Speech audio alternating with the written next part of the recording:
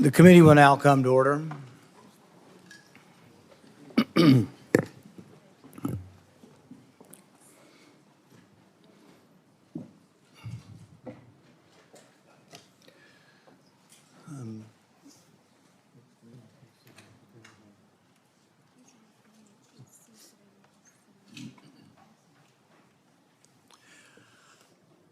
1 million Americans died from COVID-19. Some estimate as many as 15 million people died worldwide from COVID-19. Publicly, Anthony Fauci promoted the theory that the virus arose naturally, while privately, he was well aware of a mountain of evidence suggesting the virus originated in the lab. The American people deserve answers. The American people deserve to know why dangerous research was funded by NIAID in a totalitarian country, in a lab that lacked acceptable safety standards. The decision to fund dangerous gain-of-function research in Wuhan, China, will likely go down in history as perhaps one of the worst public health decisions. Frankly, the American people deserve an apology. I hope today Dr. Fauci will come clean, admit it was a mistake to fund dangerous research in China, admit that the risk of this dangerous research exceeded any possible benefits, ask forgiveness, and pledge to help our government devise safeguards so a man-made epidemic never happens again. Instead of an apology, you have for years avoided responsibility. Regarding the lockdowns, you argue that you did not personally issue every lockdown order, close every school, or impose every mandate. But officials across the country invoked your authority to justify these decisions. And you presented your recommendations not as judgments open to debate, but as dictates of science itself. Your own words demonstrate that you understood the influence you exercised. On March 14th, 2020, you wrote that the task force recommendations were driven by me, yourself, Deb, and CDC. The next day, you wrote that you had convinced Mayor Bill de Blasio to close the New York City schools, so you were involved. That same night, Governor Gavin Newsom's chief of staff told you that the governor had decided to close California schools, bars, and restaurants after watching you on television. Presidents, governors, mayors, school boards, corporations, and Congress all bear responsibility for the decisions they made. The COVID lockdown, however, could never have been inflicted without you aiding and abetting the crime. Children lost years of education. Small businesses built over a lifetime disappeared. Patients delayed cancer screenings and other medical care. Families were separated from dying relatives. Workers were ordered to accept a medical procedure or lose their jobs. Worship assembly, employment, education, and travel were restricted in the name of science. While you did not impose every restriction, you used your public authority to justify them. While you concluded publicly that COVID occurred naturally, your private record tells a different story. In early 2020, your hand-picked virologist warned that the virus appeared to have been manipulated in the lab. In a conference call concerning the origin of the virus, all but 2 of the participants believed deliberate insertion was possible. Your concern was not merely theoretical. That same week, you led an urgent effort to determine whether your own agency had funded the research related to these experiments that were now under suspicion. Hours later, your assistant reported that the Wuhan experiments had indeed been reviewed and approved by the NIH. Those were not the actions of officials who believed that a research-related origin was an absurd conspiracy theory. They were the actions of officials urgently trying to determine whether their agency funding was connected to the research under discussion, connected to the pandemic. You could not hide that your agency had funded the Wuhan research or your long history of defending gain-of-function research. The only alternative left was to argue that COVID-19 did not originate in the Wuhan lab. You were not a detached observer. You had an institutional interest in the public believing that federally funded research had nothing to do with the pandemic. It was a conflict of interest from the very beginning. The authors of the proximal origin of SARS-CoV-2 privately had serious doubts about a natural origin. Within days, though, they flipped, and they all wrote in proximal origin that the virus was almost certainly not a laboratory construct. That paper was then used by the government and the media and you to discredit Americans who were asking the same questions that you and the authors were asking yourselves privately. You even cited proximal origin from the White House podium. You held it out as evidence that the virus could not have been engineered, but you didn't disclose your role in the discussions that preceded the writing of the paper. You did not disclose the author's original concerns. You did not reveal that you had been part of the paper, that you had read and offered editorial comments on the paper before it was published, before you began using it as evidence that it couldn't have originated in the lab. You did not disclose that you had immediately investigated yourself whether NIAID funding might be connected to the research. You did not tell the American people the full story. Duly released private messages indicate that the doubts with the authors and others didn't disappear after the publication.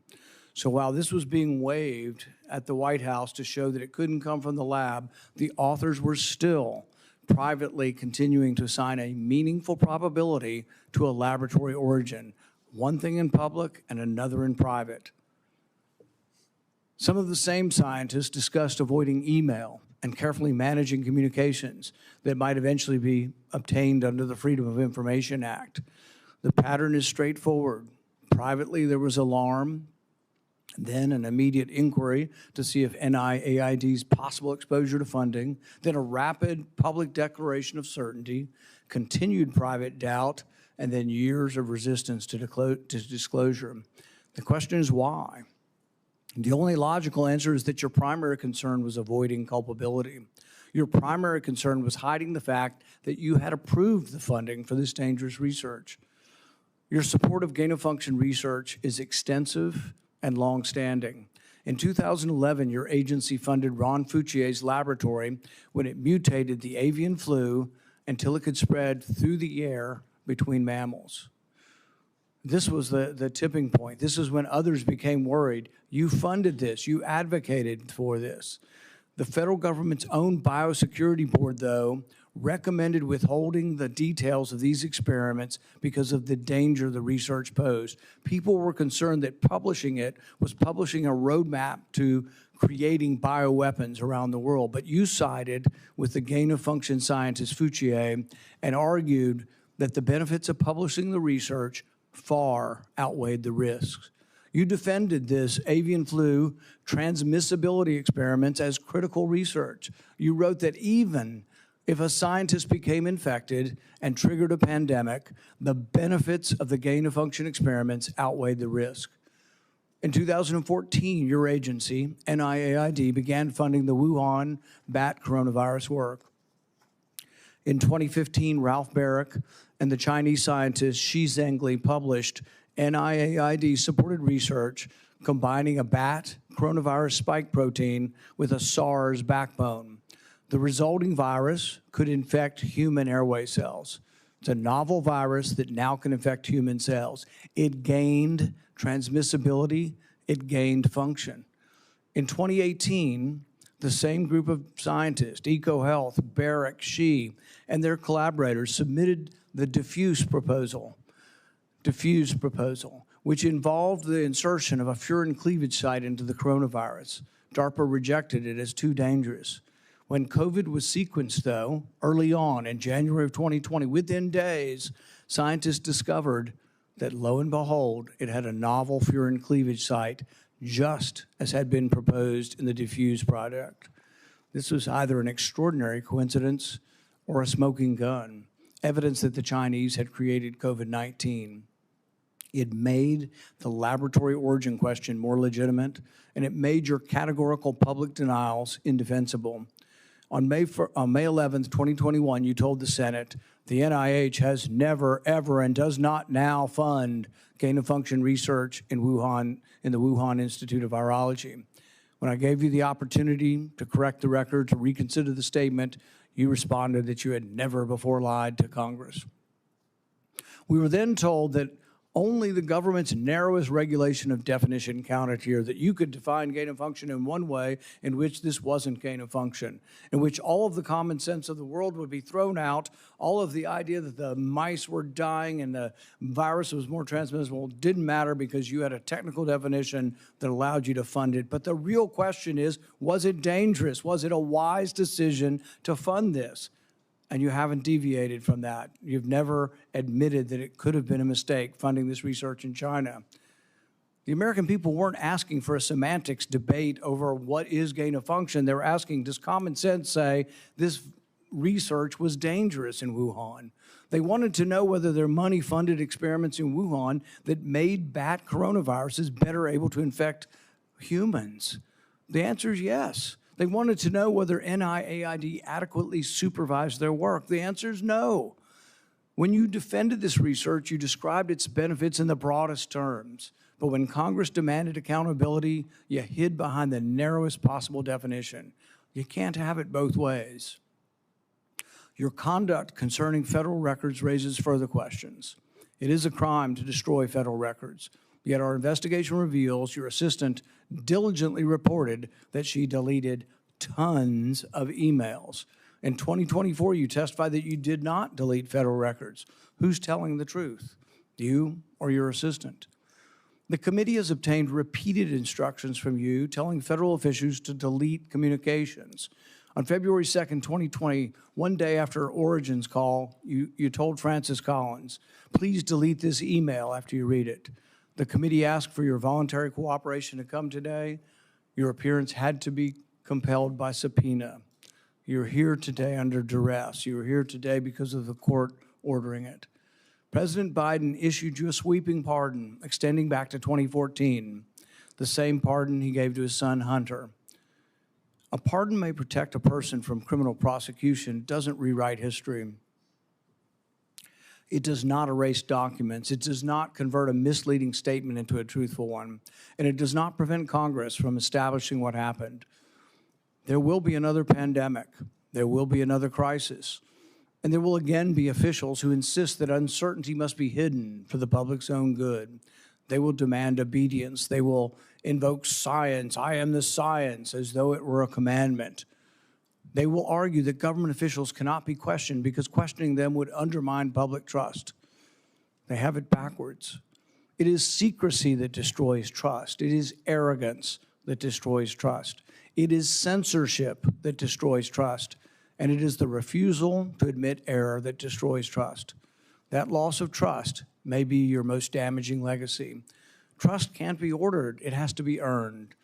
No scientist is above scrutiny. No government official is beyond accountability. And no public servant has the right to treat the suffering of millions of Americans as a footnote to his preferred version of history. I now recognize Senator Peters for his opening remarks. Thank you, Mr. Chairman. The Senate Homeland Security and Governmental Affairs Committee has a long and a very proud history of conducting serious oversight on behalf of the American people. When this committee has been at its best, Democrats and Republicans have worked together to investigate complicated issues, to follow the facts wherever they may lead, and produce recommendations that actually strengthen our nation's security and improve government functions. That bipartisan tradition has produced meaningful work following Hurricane Katrina, the January 6th attack on the U.S. Capitol, failures at the Secret Service, and countless other matters. Unfortunately, today's hearing is the latest step in the chairman's sharp departure from that long tradition. This hearing appears to be a culmination of months of biased and selected efforts by the majority under the guise of a committee investigation to basically legitimize a predetermined conclusion that was reached years ago. In 2021, the chairman has called for today's witness to be fired, to be arrested, accused him of leading cover-ups and conspiracies. He has even featured the witness prominently in fundraising emails and on the cover of his book. He has also called for the cancellation of the witness's security detail, despite the fact the witness and his family have received numerous credible death threats. When I served as chairman, Senator Paul and I launched a bipartisan biosecurity investigation that included oversight of risky research and the origins of COVID-19, because we agreed that the committee's work would be stronger if we did it in a bipartisan manner and just followed the facts. That was and continues to be an area of legitimate and certainly needed oversight. As chairman, Senator Paul has taken the opposite approach. He has abandoned longstanding practice by blocking minority participation in committee oversight actions and has chosen to selectively release committee records that the minority has never had any access to in order to support his pre-drawn conclusions. The chairman has repeatedly excluded committee's minority and withheld documents and evidence from members that are entitled to receive them, disregarding longstanding Senate rules and committee precedent that have preserved the credibility of our oversight in this committee for decades. I have raised these concerns directly with the chairman because it's not just what we investigate that matters, but how we conduct that investigation. That also matters. One-sided investigations designed to validate predetermined conclusions do not serve the American people who sent us to actually uncover the truth and to solve problems. I wrote to the chairman requesting that he adhere to committee rules. But instead of addressing concerns that I raised, he removed part of the committee's website from the public view. This move not only prevented the public from being able to view those lists of concerns, it adds serious questions about the desire for transparency and legitimate oversight of this matter. But what makes today's hearing particularly disappointing is not simply the chairman's actions, but what we could be using this committee's true and time oversight responsibilities to accomplish. This committee has not held its annual threats hearing at all in this Congress. We have not held a budget hearing for the Department of Homeland Security. There are important hearings that we would have the opportunity to discuss as to how to strengthen our Homeland Security across the board. No hearings on those topics. Instead of focusing on the national security challenges that we are facing in our country right now, today's hearing looks backwards, revisiting questions this committee has already examined, including through bipartisan work that Senator Paul and I conducted together when I served as chairman of this committee. But rather than building on that work to strengthen our preparedness against future disasters, we are instead relitigating the past. COVID-19 exposed serious deficiencies in our nation's public health infrastructure. We know that. More than 1 million Americans lost their lives, and this committee should absolutely continue to examine how we can better prepare our nation against future biological threats. Those are the kinds of forward-looking, life-saving questions that will help our nation be better prepared to protect the health and the safety of Americans when the next emergency occurs. Unfortunately, at this precise moment, we should be strengthening our capabilities. The Trump administration seems to be doing everything in their power to actually weaken our capabilities. The administration has hollowed out the public health workforce. They have fired, pushed out, and cut funding for public health personnel, shrinking the CDC workforce by a quarter. Thousands of experienced scientists have left government service, and with them has gone critical institutional knowledge that cannot be easily replaced, certainly not quickly replaced. The administration, thanks to political operatives like Russell Vought, has slashed or illegally withheld funding for life-saving medicines and cutting-edge technologies that let us rapidly develop them during an emergency. Mr. Vought is now further politicizing the federal grant-making process, proposing to subject all federal grants, including those for disaster relief, housing development, and cancer research, to the whims of political appointees, not nonpartisan experts. All of this has left the American people more vulnerable to infectious disease threats, and we are already tragically seeing the consequences. Staffing and funding cuts have slowed the federal, state, and local response to ongoing outbreak of a foodborne parasite, which has sickened thousands in my home state of Michigan, as well as across the country. At the same time, the administration cuts to global health programs and international partnerships have greatly reduced our ability to contain dangerous diseases like Ebola before they spread to our shores. We should be examining whether our federal health agencies have the personnel and the resources they need to effectively prevent, detect, and respond to these threats. We should be asking how to strengthen our biodefense efforts to deter our adversaries and prevent biological attacks against our country, and how our government can better coordinate and communicate during public health emergencies. These are the kinds of forward-looking matters that are worthy of this committee's time. Instead, we are here continuing the chairman's year-long focus on one individual. History tells us, unfortunately, another pandemic is all but inevitable. The question is whether Congress and this committee will work to better prepare our country for it, or continue looking backward while our public health infrastructure crumbles around us. That is the hearing that we should be having today. Unfortunately, I fear the intent of this hearing is only meant to further a purely partisan agenda and it will not make Americans safer. Thank you, Mr. Chairman. The accusation that the committee has denied access to the minority to records is categorically false. This is the most transparent investigation in the history of Congress. We actually created a website, and we put all of the information on the website. It continues to operate. The reason it hasn't been accessed is no Democrat ever signed up for it.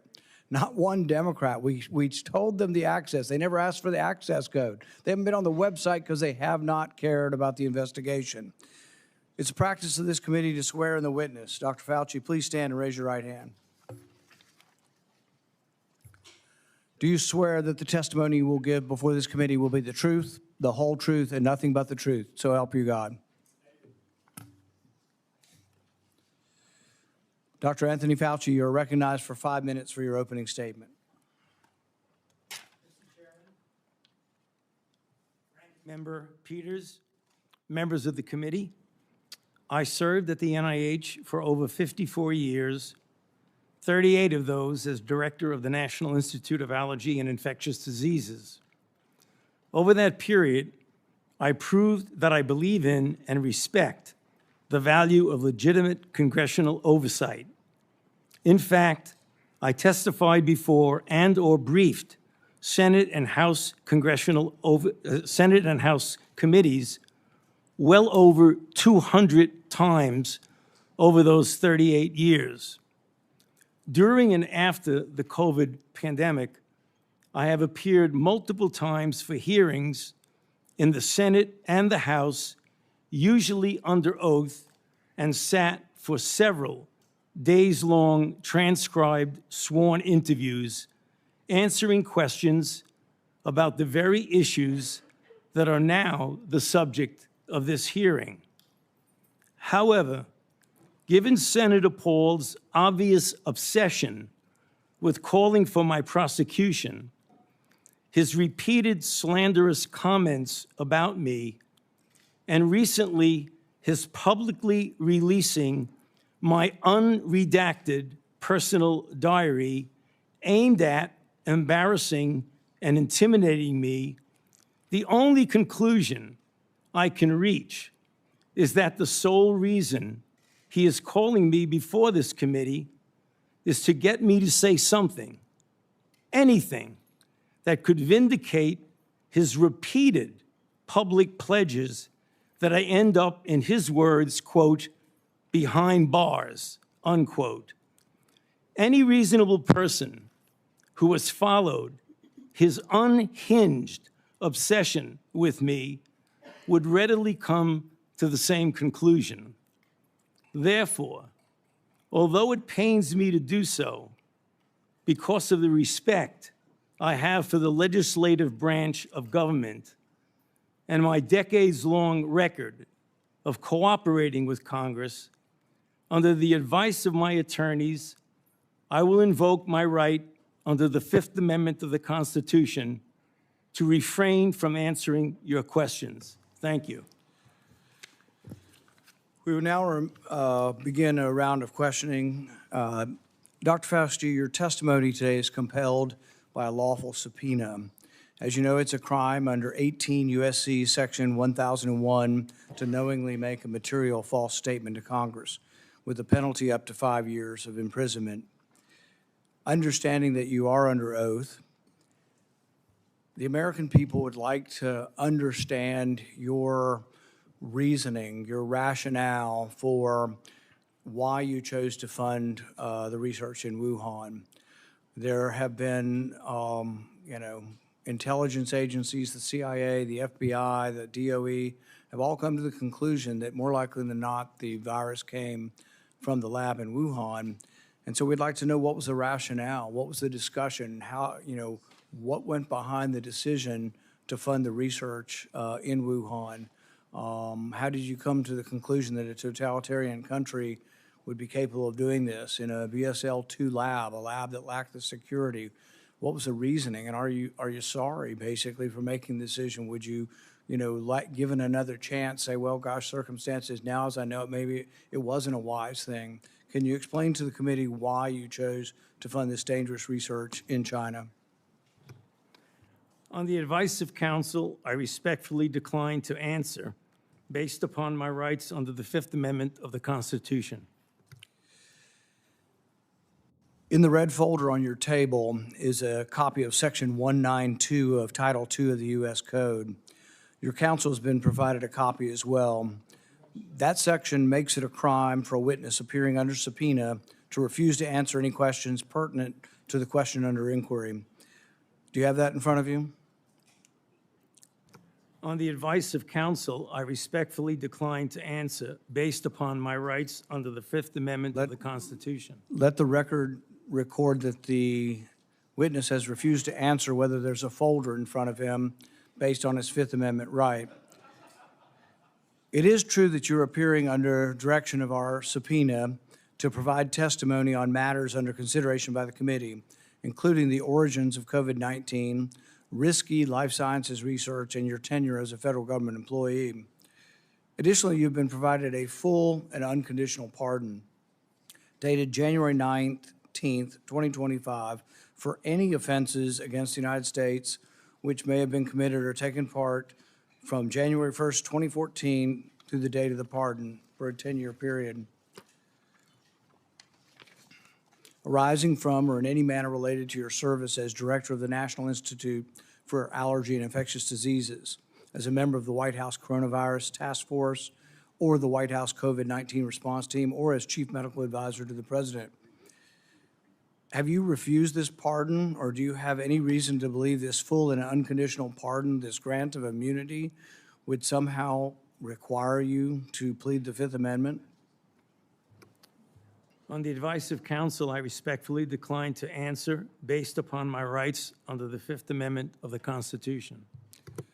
Based on the facts presented, I'm going to direct you to answer the questions. The committee has issued a valid subpoena. They have requested your presence here. The questions are very pertinent to your decision-making as head of NIAID, as well as a chief advisor to the president. Do you still refuse to answer the questions? On the advice of counsel, I respectfully decline to answer based upon my rights under the Fifth Amendment of the Constitution. Let's do the...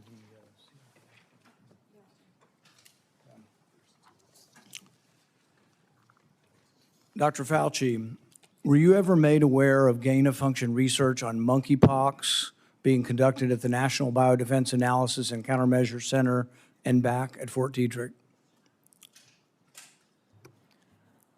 On the advice of counsel, I respectfully decline to answer based upon my rights under the Fifth Amendment of the Constitution. Dr. Fauci, did the CIA ever transfer funds to NIH under an interagency agreement? On the advice of counsel, I respectfully decline to answer based upon my rights under the Fifth Amendment of the Constitution. I'm going to, but I need the long list of the gain of function questions. Dr. Fauci, did the NIH ever conduct research for or in coordination with any element of the intelligence community, CIA, ODNI? On the advice of counsel, I respectfully decline to answer based upon my rights under the Fifth Amendment to the Constitution.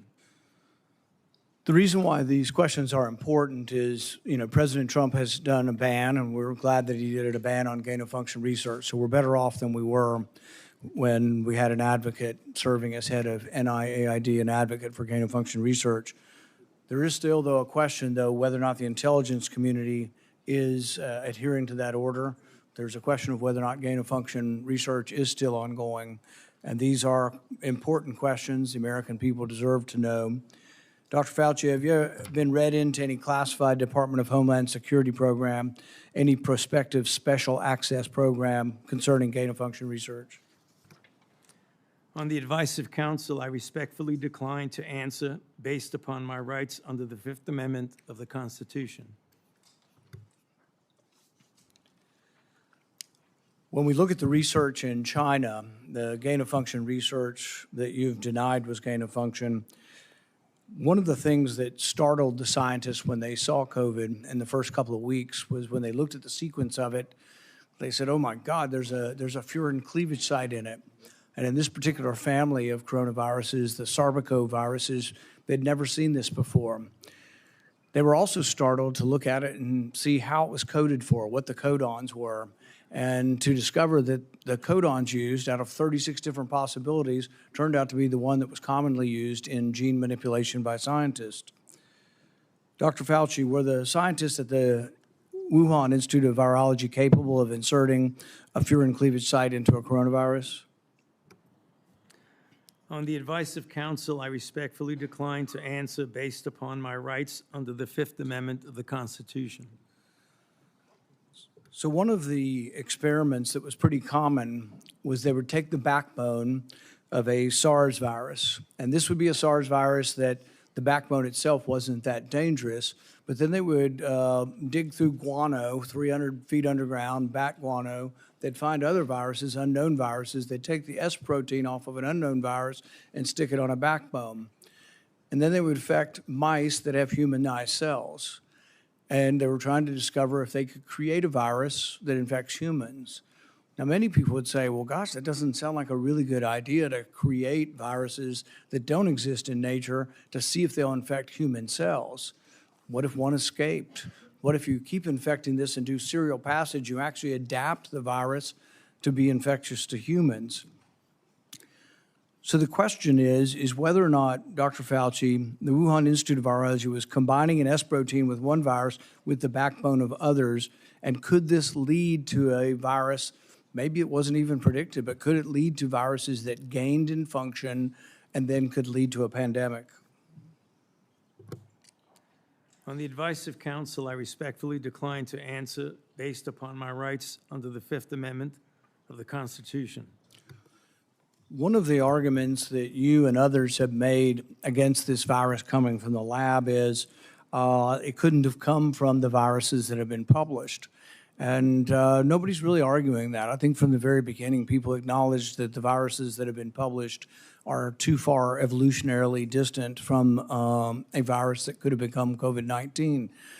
But what has never been acknowledged by the side who tries to call the other side of conspiracy theory, which is really something you don't usually see in a scientific debate. This is the first time I've ever seen an article printed in Lancet by your friends who called this a conspiracy theory. These are the kind of things you see as a screed on a political, website. You don't really see this in science.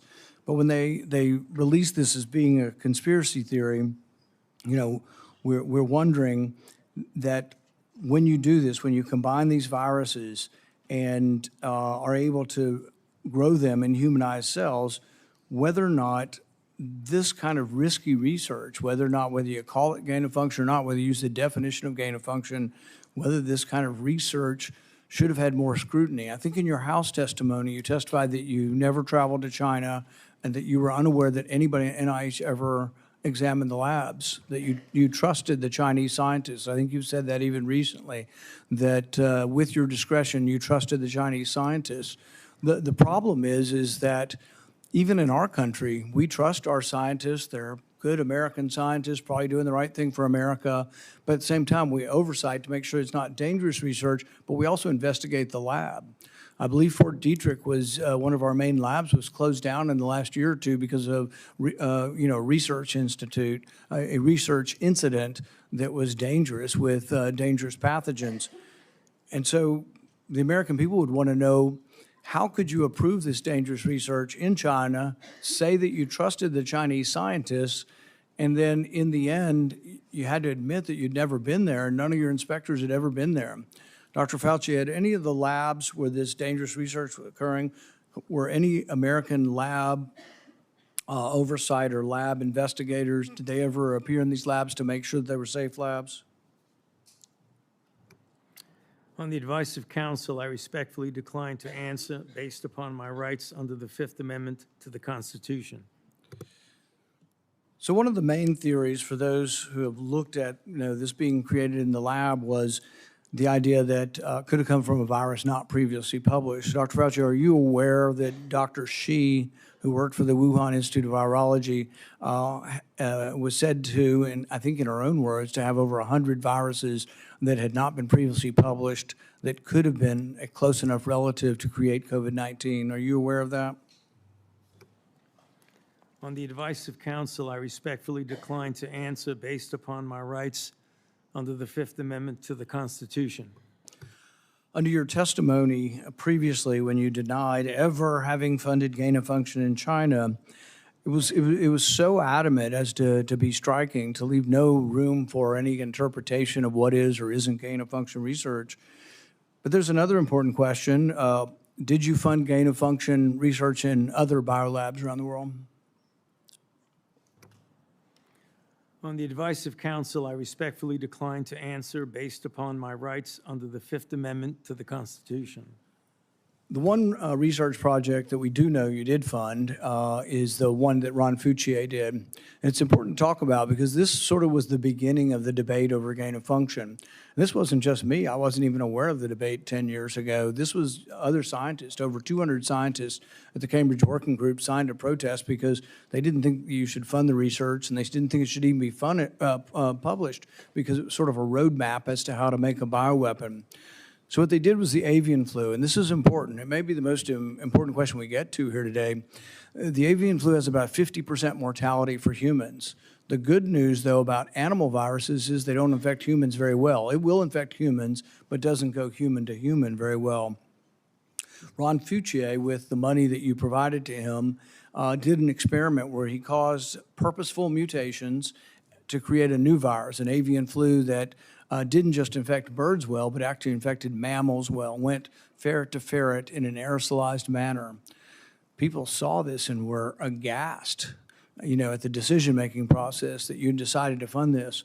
But this is when, the debate came about, and you wrote in support of this in the Washington Post, and you said, even if a scientist is bitten, even if a pandemic should occur, the knowledge is worth the risks. Do you still stand by that? Would you like to qualify at all whether or not the knowledge of gain of function is worth the risks, particularly in this case, since we now know 15 million people died worldwide? Many people believe this came from the lab. Do you think that the risks really are worth the benefits for gain of function research? On the advice of counsel, I respectfully decline to answer based upon my rights under the Fifth Amendment to the Constitution. All right. We're going to finish with this question, and it's based really on that statement, that general statement in your support for gain of function, the idea that the benefits outweigh the risks. So there are many other people who disagree, and they aren't politicians or not, I don't know what party they're in. David Relman is probably one of the most esteemed, and he is a scientist at Stanford. He, I think, has classified clearance. He's been a consultant to our government probably for a decade or more. And he's written about this publicly. He says the opposite. He said that the risks of this research do not outweigh the benefits. He said the risks, we shouldn't do it. Richard E. Bright, who's been involved in this debate for 2 decades, says the same thing. Says we really shouldn't be doing this at all. There's a quote also by, if the Kevin Esfelt quote is that at the very end.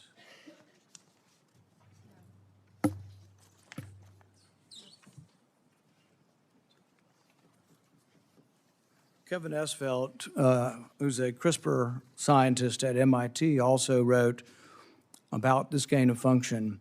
I implore every scientist, funder, and nation working in the field, please stop. No more trying to discover or make pandemic-capable viruses. No more experiments likely to disseminate blueprints for plagues. Dr. Fauci, would you like to at least answer this one question for us today and let us know whether or not you've changed your mind on whether or not the benefits of gain-of-function research outweigh the risks? On the advice of counsel, I respectfully decline to answer based upon my rights under the Fifth Amendment to the Constitution. The chairman has denied your assertion of privilege and directed you to answer, but you nonetheless refuse and stand on privilege despite the existence of the pardon. The committee will have to consider after this hearing what appropriate action should be taken against you for the failure to testify after being directed to do so. It's against the law to obstruct an investigation of Congress. There will be repercussions to your refusal to testify today. Senator Peters.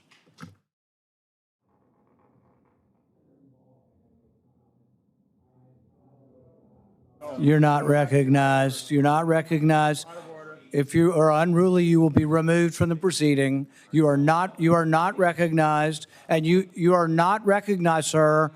Sir, you are not recognized. You are not recognized. Security,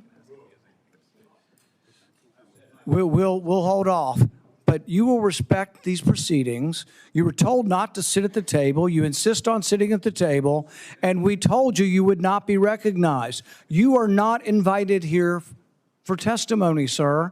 You are being disruptive. Would you behave this way in a courtroom? No, because the judge would put you in jail. I can't do that today, but I can have you escorted from the premises. So I would say, sir, sit quietly and don't say another word. I said, sit quietly. You are not recognized. Another word and you're gone.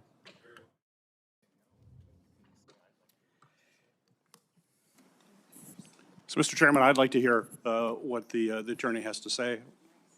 He is not recognized by the committee or the chair. If he speaks again, he will be removed from the room. This testimony is from Anthony Fauci. This is not a game with his lawyers. He can advise, his lawyers can give him advice. He's got a half dozen here.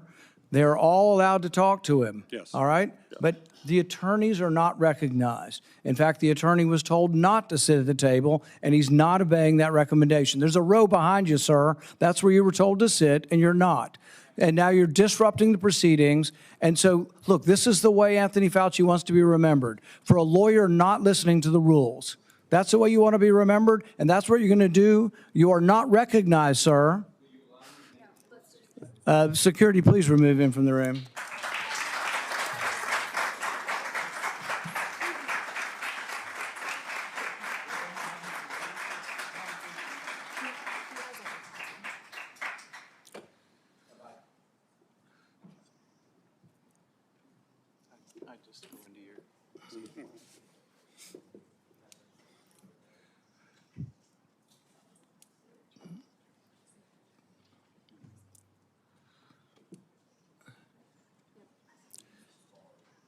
Let the record state that Dr. Fauci will still have the advice of the other half a dozen attorneys that he brought along today.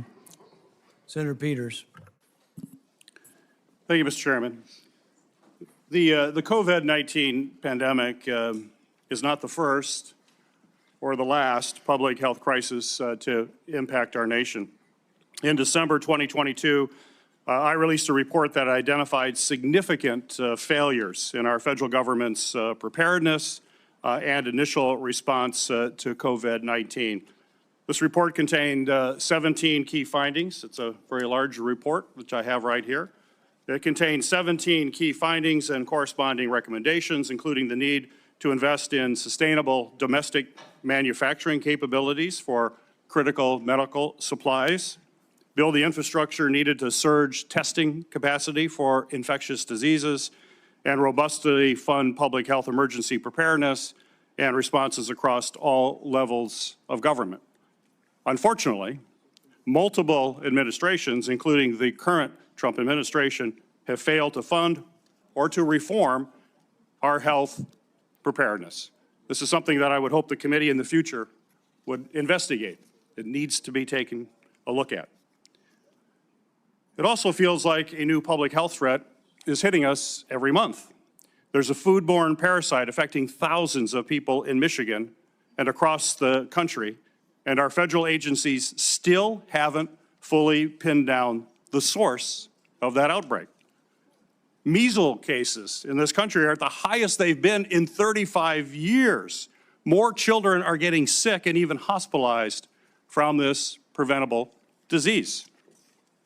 Over 1,000 people have died from the Ebola virus in Africa, and we don't know how widespread this crisis actually is.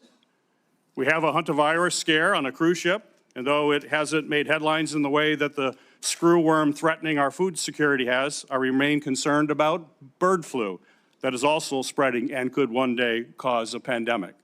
This is also something this committee should be investigating and holding hearings on. Since January 2025, the Trump administration has taken a number of actions to drastically weaken our ability to fight infectious diseases and biological threats that endanger Americans. These actions are both incomprehensible and are also inexcusable. They include slashing funding for public health and infectious disease research, canceling contracts for cutting-edge vaccine technology, shutting agencies responsible for tackling infectious diseases around the world, firing thousands of federal employees with keeping our communities and our medicines and our food supply safe, and injecting political appointees in what should be non-political grant-making functions. That is something this committee should be looking at. I could go on. I could go on all the topics that we need to be looking at moving forward to protect this country. We're not doing that in this committee. That's what this committee was designed to do. It's what it has done throughout history. It has done it in a bipartisan way. We should get back to that and think about the future of this country and keeping this country safe. When a crisis like COVID-19 strikes, we have an obligation to examine what went right and what went wrong to provide accountability for the American people. Congress certainly has done that. Between the House and Senate, nearly 20 different committees, including this committee, as I mentioned, have conducted oversight of the COVID-19 pandemic, conducting transcribed interviews, holding dozens of hearings, and released more than 10 reports. Today's exercise, unfortunately, is a stark departure from those largely bipartisan, legitimate efforts. The chairman has shut the minority out of participating equally in these efforts, withheld information, selectively released documents, actions that completely undermine the credibility of this investigation. I will enter a record without objection, Mr. Chairman, a letter that I sent to you that detailed all of those areas that we have concern with and where we were shut out. Without objection. We'll provide other details as well. I think today's hearing, unfortunately, does real damage. It's tempting to turn one person into the scapegoat for a crisis that hundreds of officials across both the Trump and the Biden administration were responsible for handling. And it does so in a way that people that are facing death threats. This is only going to, unfortunately, deter other scientific experts from public service to understand that this is what they would have to go through as they provide their advice to us. We're not going to make our nation safer, and I hope that we can restore by doing these kinds of activities, and I hope that we can restore our legitimate bipartisan oversight that's going to help strengthen our public health and pandemic preparedness and other homeland priorities. That's what this committee needs to focus on. It hasn't the last year and a half. Let's hope it does in the future. Thank you, Mr. Chairman. Senator Johnson. Thank you, Mr. Chairman. Dr. Fauci, I hope the American people listen very carefully to Chairman Paul's opening statement. I think it's a stunning indictment of the actions you've taken that have been so destructive to global health. I certainly understand why you needed a pardon. I certainly understand why, on the advice of counsel, you're not answering any questions, because I think it'd be almost impossible for you to answer the questions truthfully without really demonstrating what you did, your culpability, self-incriminating. We have, all of us has prepared a lot. I've been deluged with questions to ask Dr. Anthony Fauci. There are so many legitimate questions that deserve answers, and now you're not willing to provide those answers. So with my limited time, I'm going to talk about things that my investigation have revealed that have not been adequately answered and, quite honestly, haven't been adequately covered by the legacy media. I'll kind of combine the questions into kind of one, but you know, I certainly, let's put up the last COVID chart. I was warned pretty early on about the dangers of the experimental gene therapy that you've called a vaccine, but it really falls under the definition of gene therapy. So I was going to ask you, I mean, were you carefully monitoring the safety surveillance systems like VAERS and vSafe that literally were deluged with complaints? You know, currently, worldwide, there have been almost 1.7 million adverse events reported to the VAERS system. Of those, over 39,000 were deaths. And of those deaths, 24% occur on the day of vaccination within 1 or 2 days. 24%, which, by the way, just happens to be the same percentage that a Rasmussen poll pointed out the American public believe 24% of the American public believe they know somebody who died of the experimental gene therapy. So again, I was certainly interested in asking you whether or not you were following this as carefully as I was. It was not my responsibility to follow safety surveillance systems, but I did. And by the way, when I published, this is actual government information. When I published it and people had me on their shows, they would be censored by Facebook. They would be deplatformed. I think largely at the behest of the actions you took to make sure that disinformation wasn't spread. This wasn't disinformation. This was the truth. So I was going to ask you whether you knew Dr. Marks. I think you do know him. He's the head of CBER. He's the man who is in charge of approving vaccines and surveilling for the safety. My investigation shows that on March 1st of 2021, less than 3 months after the emergency use authorizations, he was warned by Dr. Anna Scharsman, data mining expert, that the algorithm they were using to analyze VAERS data was going to hide in mass safety signals. 26 days later, and 3 months consecutively after that, they did data runs with a new algorithm that unmasked those safety signals. They showed dozens of safety signals, including sudden cardiac death, cerebral artery occlusion, basal ganglia stroke, agonal rhythm, Bell's palsy, and pulmonary infarction.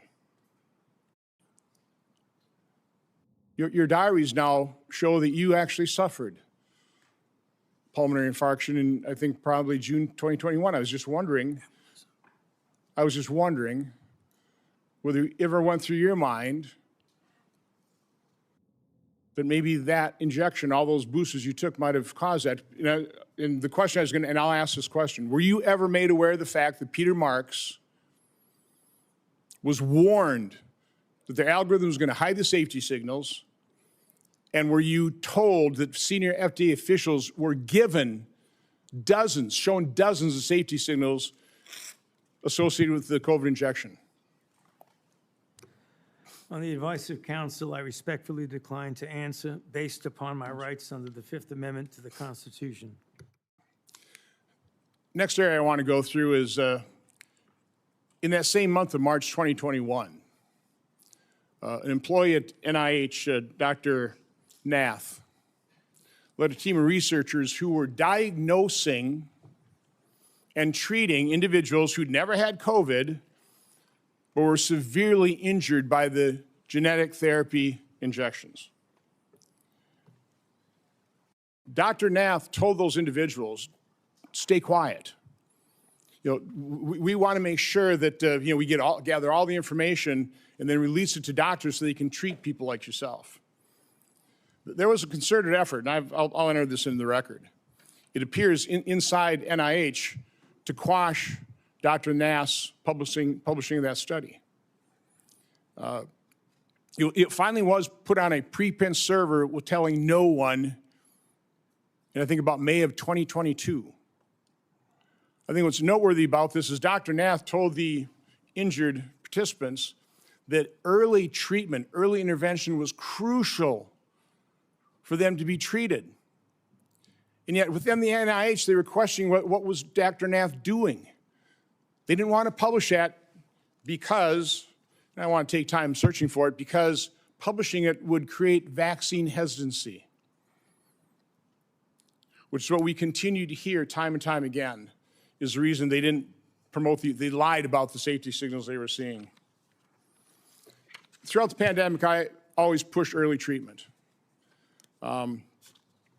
We've got things in here where you were really concerned about remdesivir because it was untested, but hydroxychloroquine, yeah, it was an approved drug. Maybe some safety issues, but we had a great deal of experience with it. All of a sudden, you had the Surgisphere study. It was retracted within 2 weeks because it was completely false. Totally blew up the use of hydroxychloroquine. And then when it comes to ivermectin, which, by the way, because I was contacted by so many people, I referred them to doctors who actually had the courage and compassion to treat vaccine-injured individuals. It works. But I was going to ask you whether you were involved in the FDA attack on ivermectin. You had a interview on CNN on August 29th of 2021, where, again, I just don't want to take time to find the exact quote, but you said there's no evidence that ivermectin is helpful. On that exact same day, and I've got the studies right here. There was a website that was tracking the random controlled studies. Here they are, showing 60, 70% efficacy of ivermectin. The same day you say there's no evidence, there was all kinds of evidence. Loved ones had to go to hospitals, had to sue hospitals. Just, would you try it? So I would want to know, to what extent were you involved in sabotaging hydroxychloroquine, ivermectin, and did you do that because you knew the only way you get an emergency use authorization for these drugs, these experimental gene therapy, was if there was no effective treatment, you couldn't get the emergency use authorization. So is that why you helped sabotage these cheap generic drugs in favor of remdesivir, which, by the way, nurses, are you aware of the fact that nurses called it run, death is near? On the advice of counsel, I respectfully decline to answer based upon my rights under the Fifth Amendment to the Constitution. But let me end on this note, because this just came to light.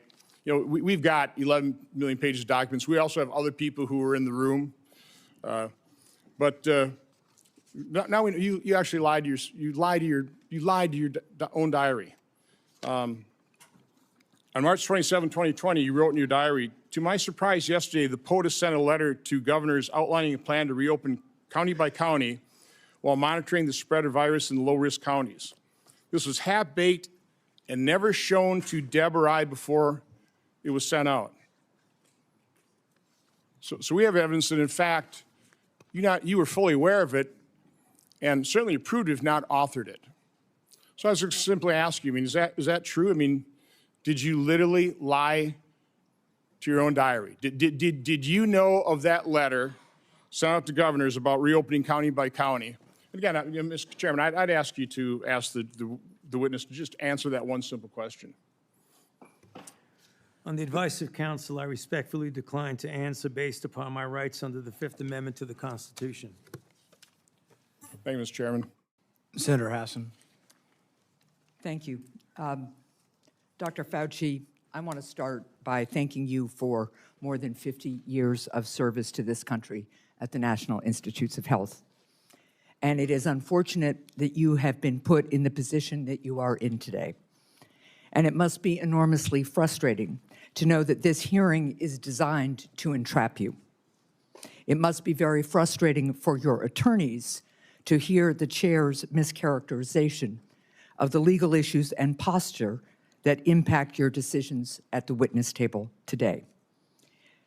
Meanwhile, I was going to ask you a series of questions about things that are relevant right now to the people of the United States about the state of public health in this country.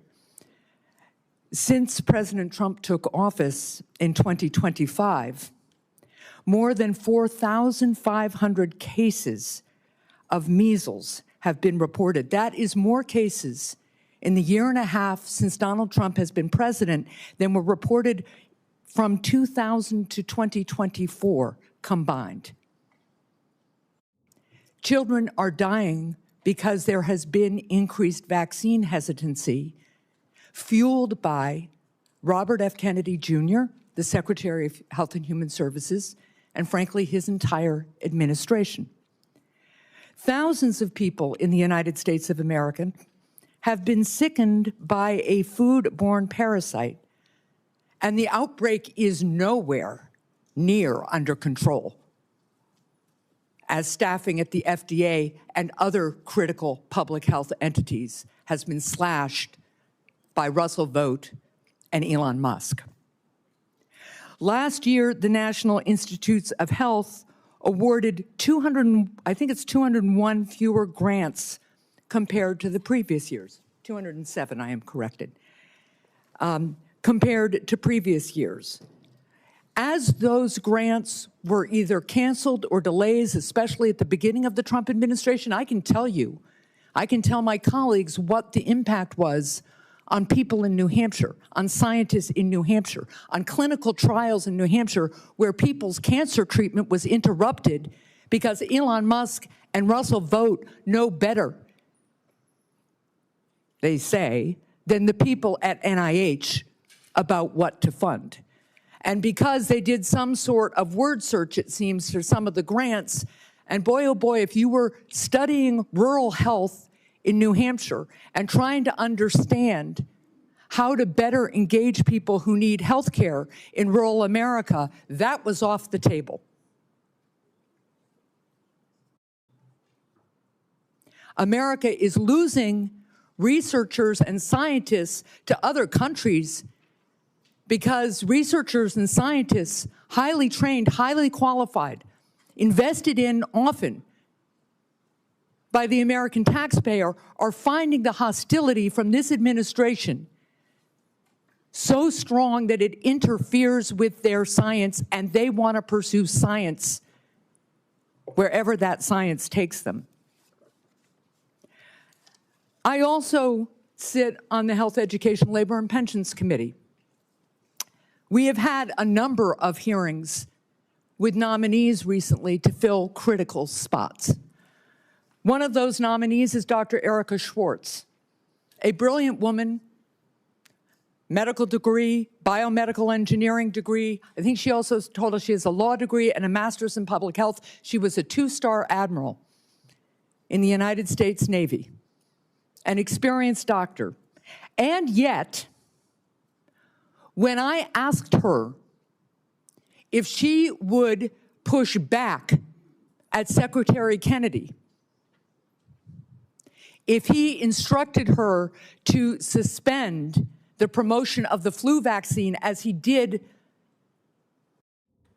some point in the last few months, there's an email to prove it, she couldn't answer that question.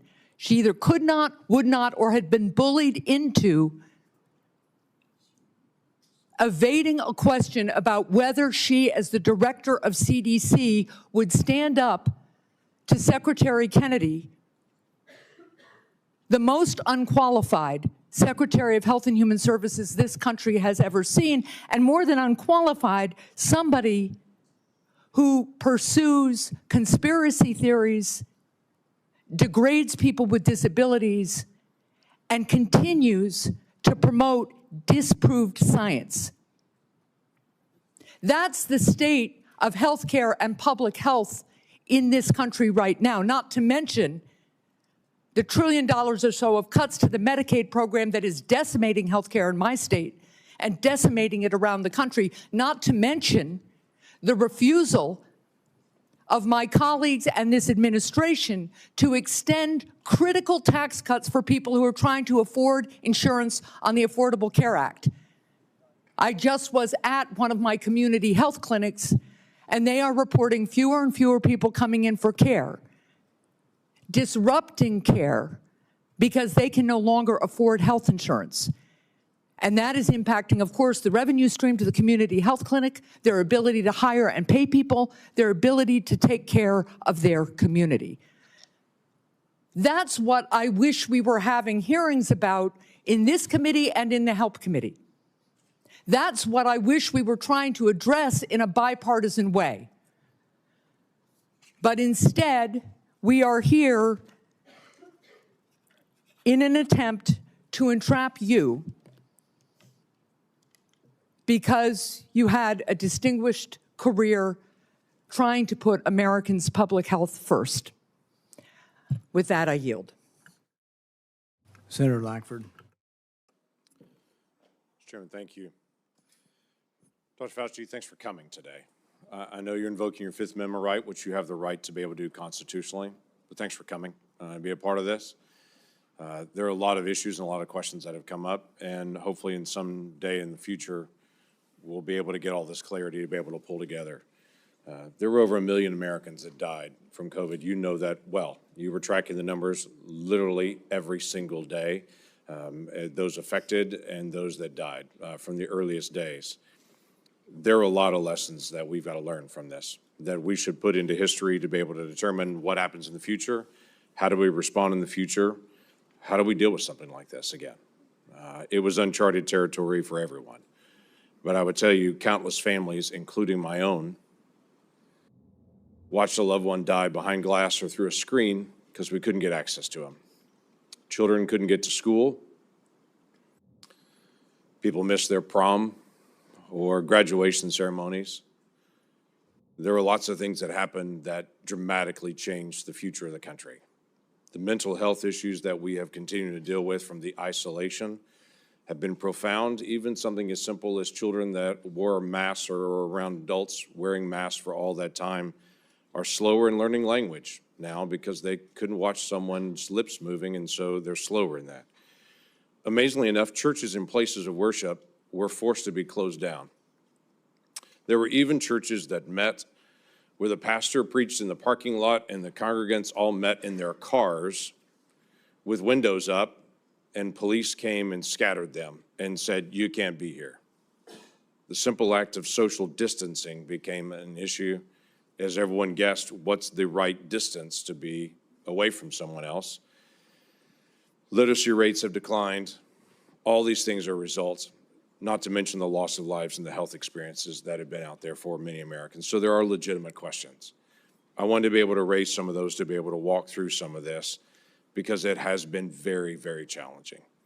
As we've gone through some of your notes and your diary and other things that are out there, we're trying to be able to pull bits and pieces of things to be able to learn lessons. On May the 6th, 2020, you wrote at that time, I had a conversation with Robert Redfield, who, as you know well, was then the director of CDC, about the fact that greater than 1 million children worldwide have missed their measles vaccination because of the shutdown. You stated, this is terrible and needs to be addressed, since on that basis alone, there would be far more excess deaths from measles among children than coronavirus deaths among children. I need to bring this up to the TF, the task force. Did you ever have an opportunity to bring up the potential of measles deaths among children and an infection rate going around the world from measles based on the fact that so many children would not get their measles vaccine because of the shutdown? I'm sorry, Senator, but on the advice of counsel, I respectfully decline to answer based upon my rights under the Fifth Amendment to the Constitution. That is your right to do. One of the big issues that's really coming up is on the lab issue. This was greatly discussed about whether this came from a lab or whether this came from nature. There are obvious issues and differences between the two to be able to know this. You had a lot of conversation on this. Scientists around the world were in conversation on this. There were different statements that you even made in your private notes and your public notes on it.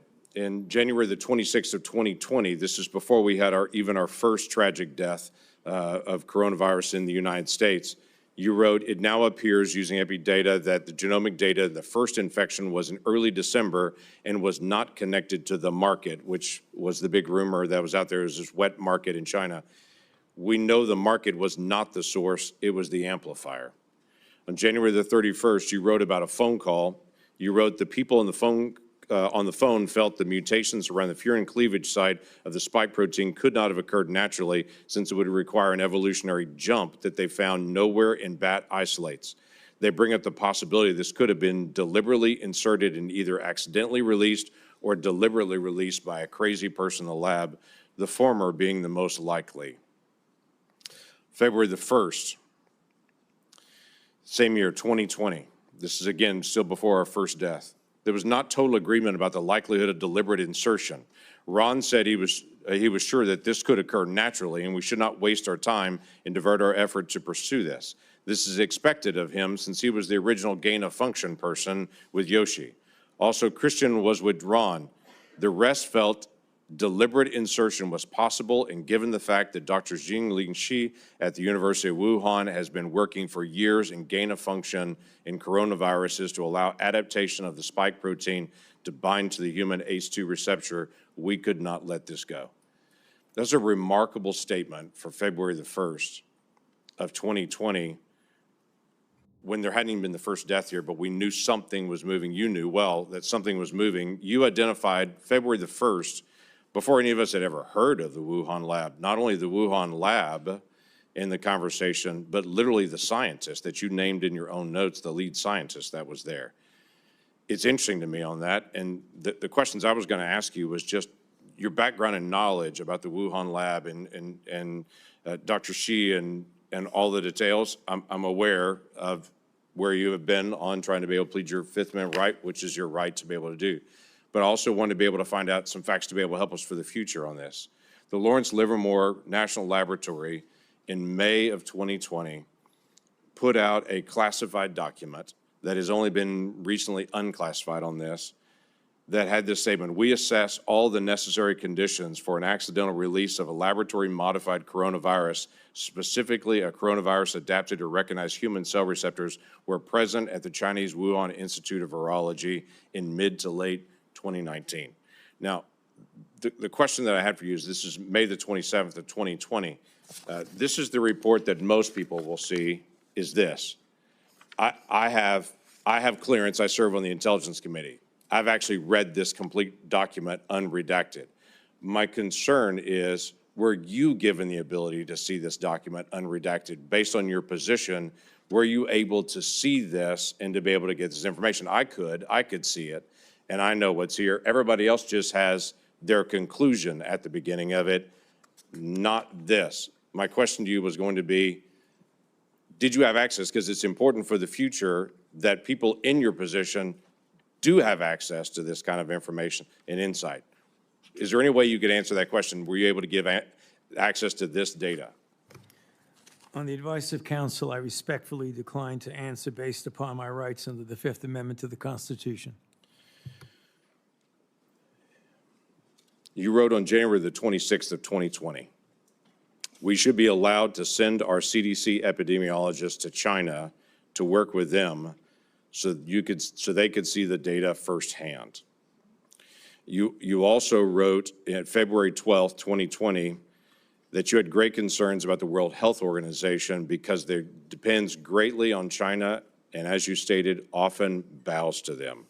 Now, this is a really important issue that we've got to resolve for the future. It's not just our cooperation with Chinese scientists, it's our acknowledgement that China covered up their data, wouldn't allow our scientists to be able to come in. They cleaned up the wet market. They cleaned up the other areas. They wouldn't allow you to get access to all the other scientists who are there, including their health records, what happened to them, or even all the sequencing that they had done in advance.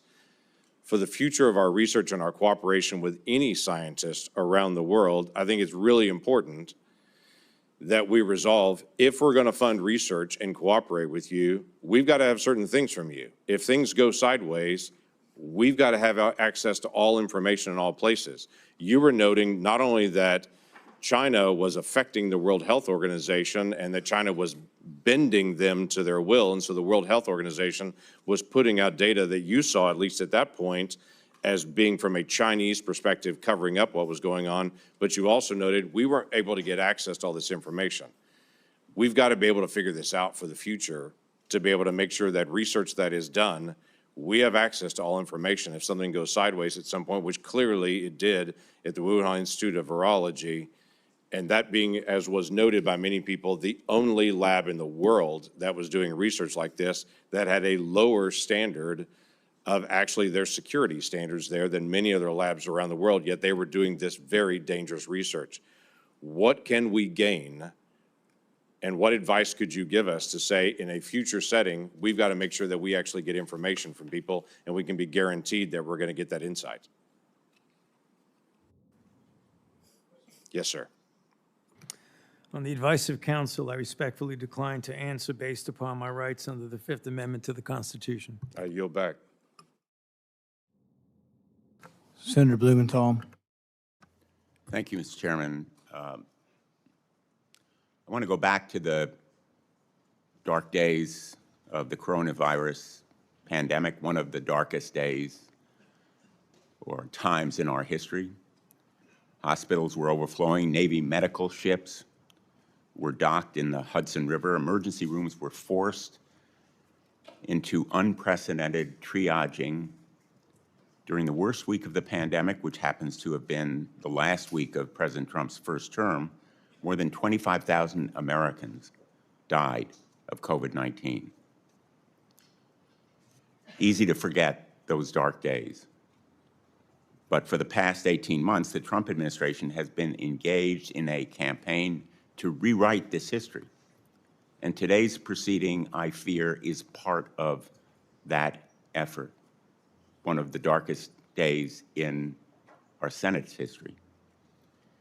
The Trump administration has launched a baseless set of smears against vaccines that help pull us out of that public health crisis, vaccines that are undoubtedly President Trump's greatest accomplishment.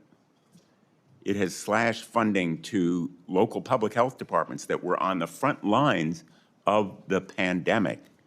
And those healthcare workers are heroes. It has disparaged those heroes as woke or wasteful. And it has used a politicized Department of Justice to target the researchers who helped us track and understand the novel virus. Today's hearing is another page in that playbook, sadly, tragically. Dr. Fauci, you've spent 5 decades in public service, including nearly 4 decades in leadership at the National Institutes of Health, helping to conquer COVID-19, but also HIV, swine flu, Zika, Ebola, and other epidemics with real-life results saving human lives. Put aside all the flowery rhetoric that we hear in the United States Senate.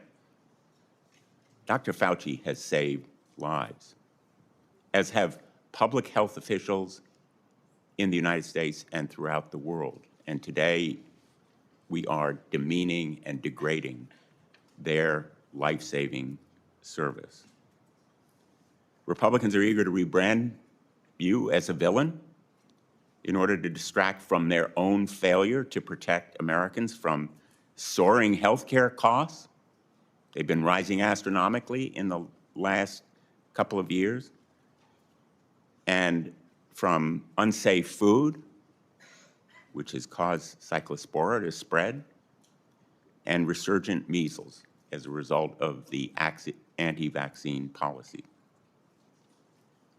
This hearing is the culmination of a years-long crusade which started more than 6 years ago when Dr. Fauci dared to contradict President Trump.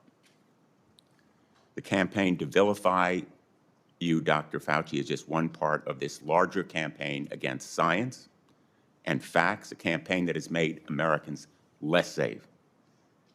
It is shameful that in a country like ours, a dedicated public service like Dr. Fauci has experienced persistent threats to his life since the pandemic because of the lies that are told about him. His attorney has been gagged, thrown out of this hearing room.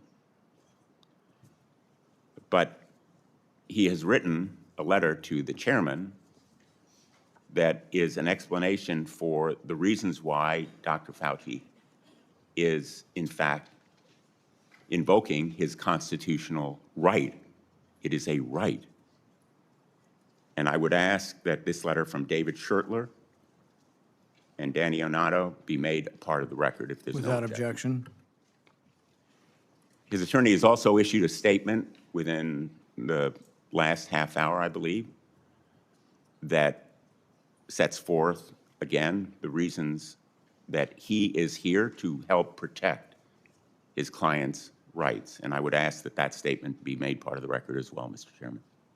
Without objection. Let's be very clear. The Fifth Amendment is a right of everyone appearing before an authority like this one. It should be respected. And the reason that Dr. Fauci has invoked it, in the words of his attorney, quote, during and after the COVID-19 pandemic, Dr. Fauci appeared at least a dozen times for congressional hearings in the Senate alone in answer to questions about the very issues on which you purport to seek information. He has been thoroughly transparent and consistent in providing factual information to Congress, and he is deeply familiar with the processes and protocols of sharing information with the legislative branch. And then referring to the chairman, this years-long public crusade against Dr. Fauci makes one thing clear. This is not a serious effort to seek information from Dr. Fauci in a transcribed interview for a valid legislative purpose. You are single-mindedly fixated on Dr. Fauci, seeing Dr. Fauci prosecuted for imaginary crimes, and you are so invested in that outcome that you have created a personal brand around it. Those are the words of his attorney, and he cites as well the statements of the chairman, which indicate a clear intent that the result of this proceeding be a prosecution. Quote, the power of some of us must be used for good, like putting Fauci in jail. That's from December 23, 2025. I want to give him a subpoena and a jail cell, also from December of 2025. The first was 2024. Those kinds of statements by the chairman of a committee in tweets certainly provide a well-founded fear that the proceeding underway is simply an effort to trap Dr. Fauci in some kind of criminal wrongdoing. That is not the purpose of a congressional hearing, not the valid purpose of a congressional hearing. During some of the dark days in this body, under Senator Joe McCarthy, it became standard operating procedure to seek that kind of prosecutorial objective. We should not be part of a rerun of that kind of effort. This attempt to rebrand one of the most challenging times in our nation's history is a short-sighted act of desperation that will leave us less prepared for the next pandemic. It is an insult to the memory of more than 1 million Americans who died from COVID-19. If there are valid scientific questions about the origins of this pandemic, COVID-19, about the kinds of steps that were taken to counter it, about the need for more preparation, they should certainly be addressed, but not in a show trial, not as part of a continuing vendetta against a single individual. And unfortunately, I fear that is what we are seeing today. America deserves better. Thank you, Mr. Chairman. In no courtroom in America can you have your witness plead the Fifth Amendment, and then your attorney gets to testify. That's what that letter is. The attorney's complaining and testifying, saying, he didn't do it, the prosecution's unfair. You don't get to do that. That's one thing you give up when you take the Fifth Amendment. You say, I'm not going to testify. I'm not going to give you any information. You don't then get to put your lawyer forward to justify it. He can do it in the press, but you can't come and testify. He was not invited to testify, and he was out of order, and it was appropriate to have him ejected. Senator. Chairman Paul, thank you for doing this. I think, I know in my state, people have been asking questions about Dr. Fauci for years. So Dr. Fauci, your entry has made clear that you love being a hero, a celebrity, and here having the eyes of the world upon you. You loved every newspaper profile, every photo shoot, every fancy dinner with the elites. To many Americans who lost family members, who lost trust in our federal government, you're not a hero. Unfortunately, you're a villain. You made yourself the story and abandoned the American people to serve your own ego. To begin, I would like to talk about your relationship with David Morenz. He was the senior advisor in the NIAID, Office of the Director, your office, for 16 years. He was your friend. He was a frequent guest at your house. You reportedly co-authored over 50 scientific articles with him. You turned to him first right after COVID-19 first occurred. Earlier this year, the Department of Justice charged him with conspiracy against the United States, in addition to other charges as part of a conspiracy to conceal information and falsify records to suppress alternative theories about the origins of COVID-19. Now, you've publicly kicked this man to the curb, saying, Dr. Morenz was not an advisor to me on institute policy or other substantive issues. So let's start with the use of personal Gmail accounts and David Morenz's relationship with Peter Daszak. David Morenz tells Peter Daszak, president of Equal Alliance, and you've got this in front of you, it's Exhibit 1, and it's already in the record as part of this. It says, quote, P.S. I forgot to say that there's no worry about FOIA. I can either send stuff to Tony on his private Gmail or hand it to him at work or as house. He is too smart to let colleagues send him stuff that could cause trouble. Dr. Fauci, did Dr. Morenz's relationship with Peter Daszak concern you? Yes or no? On the advice of counsel, I respectfully decline to answer based upon my rights under the Fifth Amendment to the Constitution.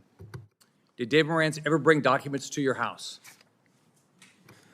On the advice of counsel, I respectfully decline to answer based upon my rights under the Fifth Amendment to the Constitution. Did you ever receive a text about your work at NIAID to your personal cell phone? On the advice of counsel, I respectfully decline to answer based upon my rights under the Fifth Amendment to the Constitution. Did any text about your work at NIAID that went to your personal cell phone ever become part of federal records? On the advice of counsel, I respectfully decline to answer based upon my rights under the Fifth Amendment to the Constitution. Did you maintain a personal email account while serving as director? On the advice of counsel, I respectfully decline to answer based upon my rights under the Fifth Amendment to the Constitution. Did you ever receive work-related communications on that Gmail account from David Morenz? On the advice of counsel, I respectfully decline to answer based upon my rights under the Fifth Amendment to the Constitution. Did you preserve any work-related communications on that Gmail account from David Morenz? On the advice of counsel, I respectfully decline to answer based upon my rights under the Fifth Amendment to the Constitution. Did David Moranz ever provide you with documents outside of those two ways that would violate NIH policy for FOIA compliance? On the advice of counsel, I respectfully decline to answer based upon my rights under the Fifth Amendment to the Constitution. Now let's look at two other communications. You emailed David Moranz on January 26, 2020, quote, "It is important that I speak with you tonight. Please call me at home." This is part of Exhibit 2 that you have in front of you. This email is sent the same day, the exact same day you write in an internal document, quote, "Now we know the market was not the source, it was the amplifier," unquote. Would you call the origins of COVID-19 a substantive issue? On the advice of counsel, I respectfully decline to answer based upon my rights under the Fifth Amendment to the Constitution. Did you discuss COVID-19 origins with David Moranz on this phone call? On the advice of counsel, I respectfully decline to answer based upon my rights under the Fifth Amendment to the Constitution. Now let's take a closer look at the last time you testified before Congress. This is part of what you have in front of you is Exhibit 4, which is part of the record. In June 2024, you testified to Dr. Moranz, quote, "Was not an advisor to me on institute policy or other substantive issues. Furthermore, his office is located in a different building from that of the NIAID director," unquote. Is that still your testimony today? On the advice of counsel, I respectfully decline to answer based upon my rights under the Fifth Amendment to the Constitution. So today, under oath, your testimony remains that Dr. Moranz was not an advisor to you on institute policy or substantive matters. On the advice of counsel, I respectfully decline to answer based upon my rights under the Fifth Amendment to the Constitution. Now, I've got Exhibit 5, which you have in front of you. On October 24, 2021, David Moranz texted you to provide information about and advocate for the controversial EcoHealth Alliance grant. You thank him and tell him that you will check the information. Would you agree that this shows an advisory relationship between David Moranz and yourself? On the advice of counsel, I respectfully decline to answer based upon my rights under the Fifth Amendment to the Constitution. Would you agree that you two were discussing a substantive issue? On the advice of counsel, I respectfully decline to answer based upon my rights under the Fifth Amendment to the Constitution. If documentary evidence establishes that Dr. Moranz advised you regarding EcoHealth Alliance, COVID origins, or grant policy, then your June 2024 testimony would have been inaccurate, correct? On the advice of counsel, I respectfully decline to answer based upon my rights under the Fifth Amendment to the Constitution. Is there any document in your possession today that would contradict your prior congressional testimony? On the advice of counsel, I respectfully decline to answer based upon my rights under the Fifth Amendment to the Constitution. Have you deleted, destroyed, or instructed anyone to destroy records after learning Congress is investigating these matters? On the advice of counsel, I respectfully decline to answer based upon my rights under the Fifth Amendment to the Constitution. Are you aware of anyone who did? On the advice of counsel, I respectfully decline to answer based upon my rights under the Fifth Amendment to the Constitution. As you know, Dr. Moranz now faces charges related to destroying records while you distance yourself from him. Is that fair to a decades-long friend? On the advice of counsel, I respectfully decline to answer based upon my rights under the Fifth Amendment to the Constitution. When is the last time you spoke to him? On the advice of counsel, I respectfully decline to answer based upon my rights under the Fifth Amendment to the Constitution. In hindsight, are you disappointed how you handled COVID? Do you have any regrets? On the advice of counsel, I respectfully decline to answer based upon my rights under the Fifth Amendment to the Constitution. Dr. Fauci, I want to close with this. Here's how you impacted my family and people close to me. I have daughters with children. You can't imagine the questions they had around vaccines for their kids and themselves, and the pressure, the unbelievable pressure to make the right decision for their health. I can tell you pregnant women who worked with me were so scared because every time they went to the doctor, they were told something different about taking the vaccine, and you caused this. Imagine being a mom trying to protect their kids, or an expectant mother trying to figure out what to do. Every 3 weeks, a doctor tells you a new set of guidance on a vaccine. The haphazard information you released and pushed on the American people with little research is appalling, and why there's so much distrust in our institutions today. That trust is crucial to public health, and you, more than any person or event in my lifetime, have destroyed that trust for millions of Americans. You lied to hundreds of millions of people amid the worst public health crisis in a century. You failed to follow your own guidance. You forced people to watch their loved ones die alone over the phone. It's disgusting. You destroyed the federal government's credibility when it comes to public health. We have entire generations of Americans who, rightfully so, do not trust our institution to keep people safe because of you. This has destroyed decades of progress and lifetimes of work because you wanted to fuel your own ego and be the center of attention. What would you do differently knowing what you know today, Dr. Fauci? On the advice of counsel, I respectfully decline to answer based upon my rights under the Fifth Amendment to the Constitution. All the evidence is right here, and you still can't bring yourself to tell the truth or apologize because you received an auto-pen pardon from a staffer in the Biden White House. If we have another pandemic tomorrow, millions could die because of what you did to make Americans lose trust in their government when it comes to medicine and health care. How many families have you apologized to had to watch their loved ones die alone?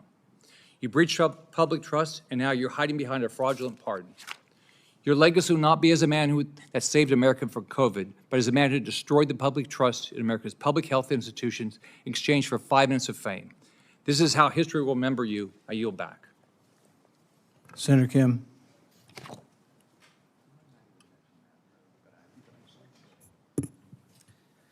Thank you, Dr. Fauci, for coming on out in front of this committee. I know it's not what you would want. It's not what you deserve. I just want to say and start by just saying thank you to you for your service to this nation. I didn't know much about you prior to the pandemic. I came to learn about you from however many Americans did, but I also had the opportunity to talk to you and engage with you as someone who is a member of the Select Committee on the Coronavirus Crisis over in the House of Representatives.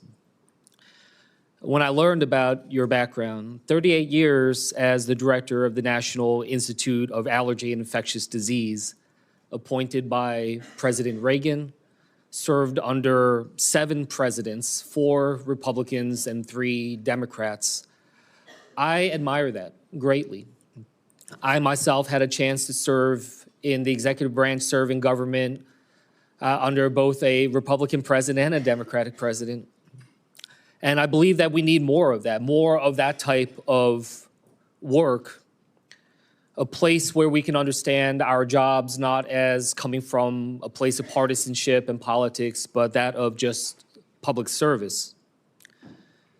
And right now, I feel the hyperpartisanship growing in this country in dangerous ways. I feel it much more present here on the Hill than I did back when I served as a nonpartisan career public servant at the State Department. And I worry about it. I worry about what kind of trajectory we're on as a country and what this causes when it comes next for public service and those willing to step up for our nation. And it's not just in the attacks, but we see it brought out with the cuts to funding, to the firing of federal workers, to the demonization of their motivations, people calling our public servants criminals, thinking that they are there solely to undermine others that are trying to engage. I look at it right now. You know, it's not just that the people are being attacked, our public servants being attacked, but that it's undermining the very nature of the work of governance. You know, these cuts to HHS funding, to NIH funding, to the grants, cuts to the researchers doing the critical work to find cures and medicines.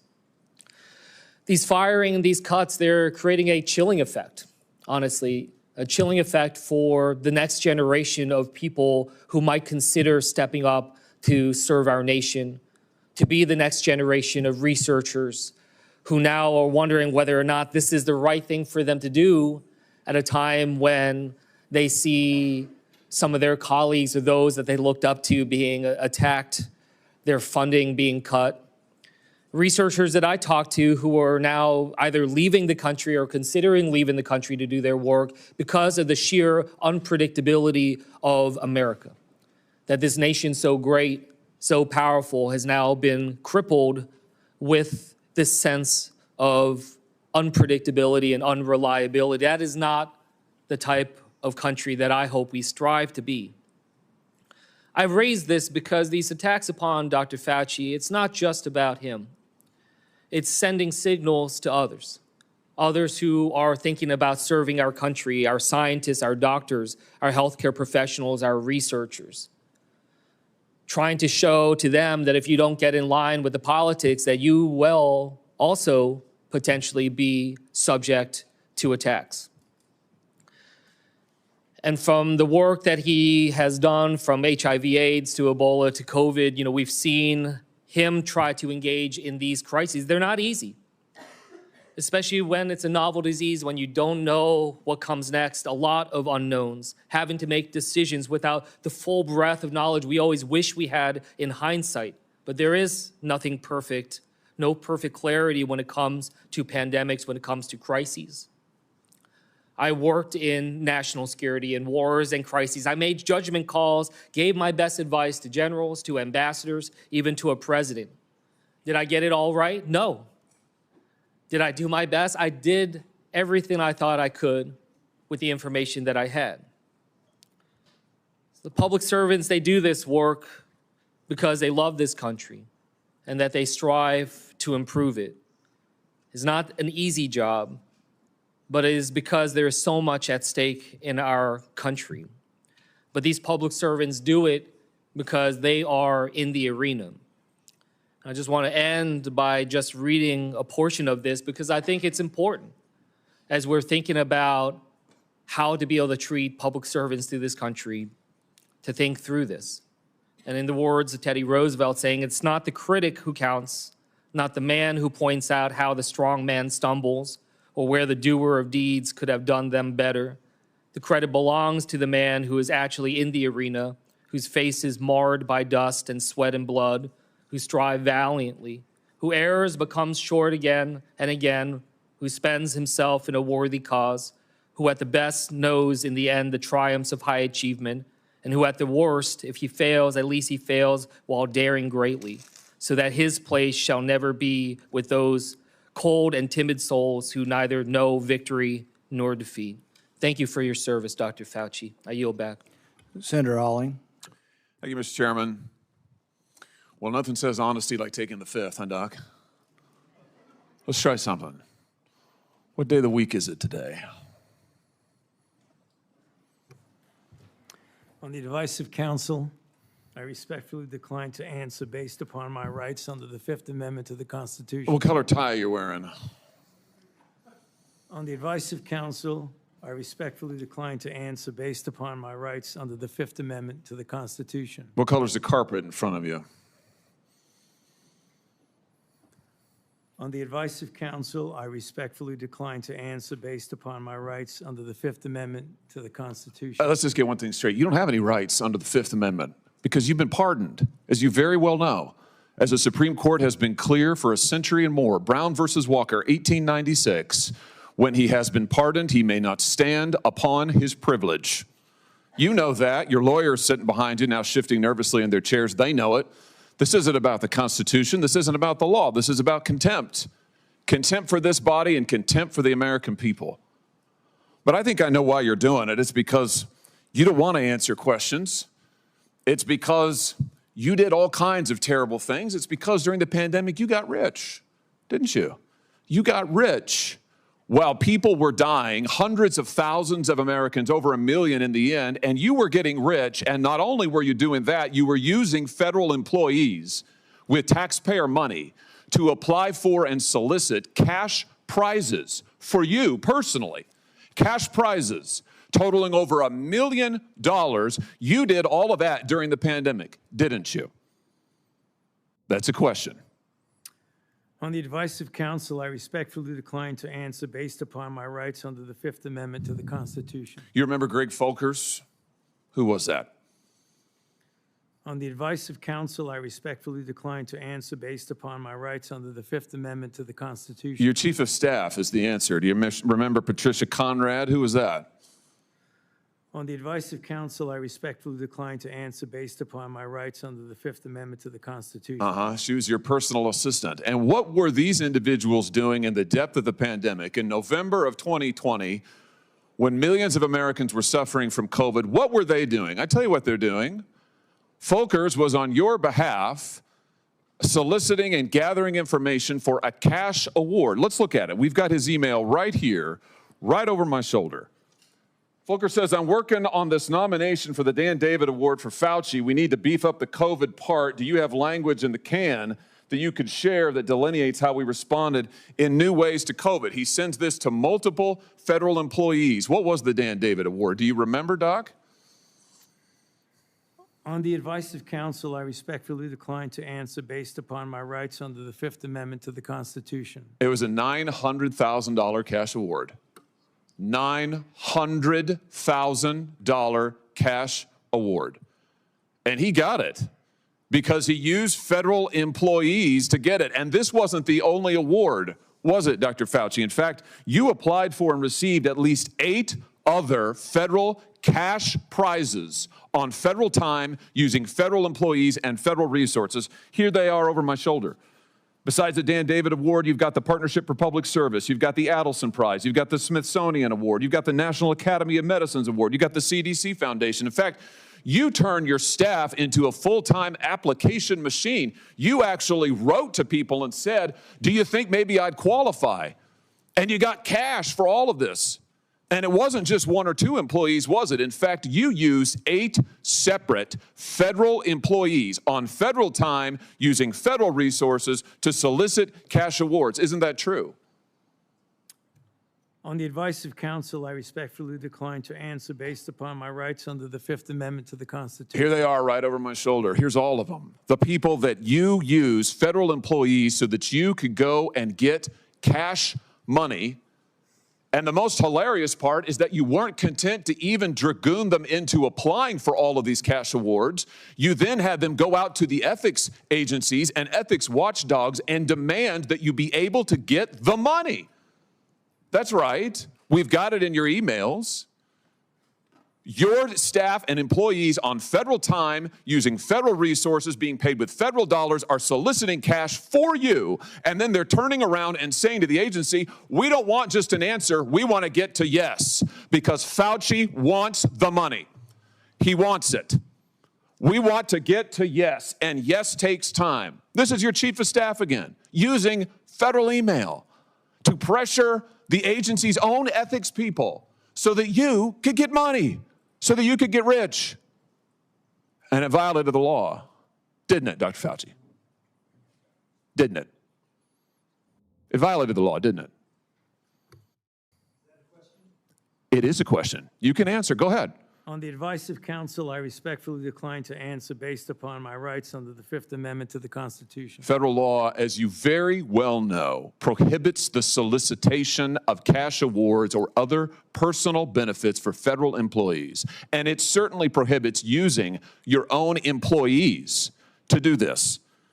5 CFR section 2635-205B, it says it right there in black and white. You cannot use federal resources, federal dollars, federal employees, federal offices, federal email, federal time to solicit cash awards, and you did all of it, and the worst part is thousands of people were dying while you were doing it. You were supposed to be the nation's doctor, and you're playing one on TV, but this is what you were doing with your time. Isn't that true?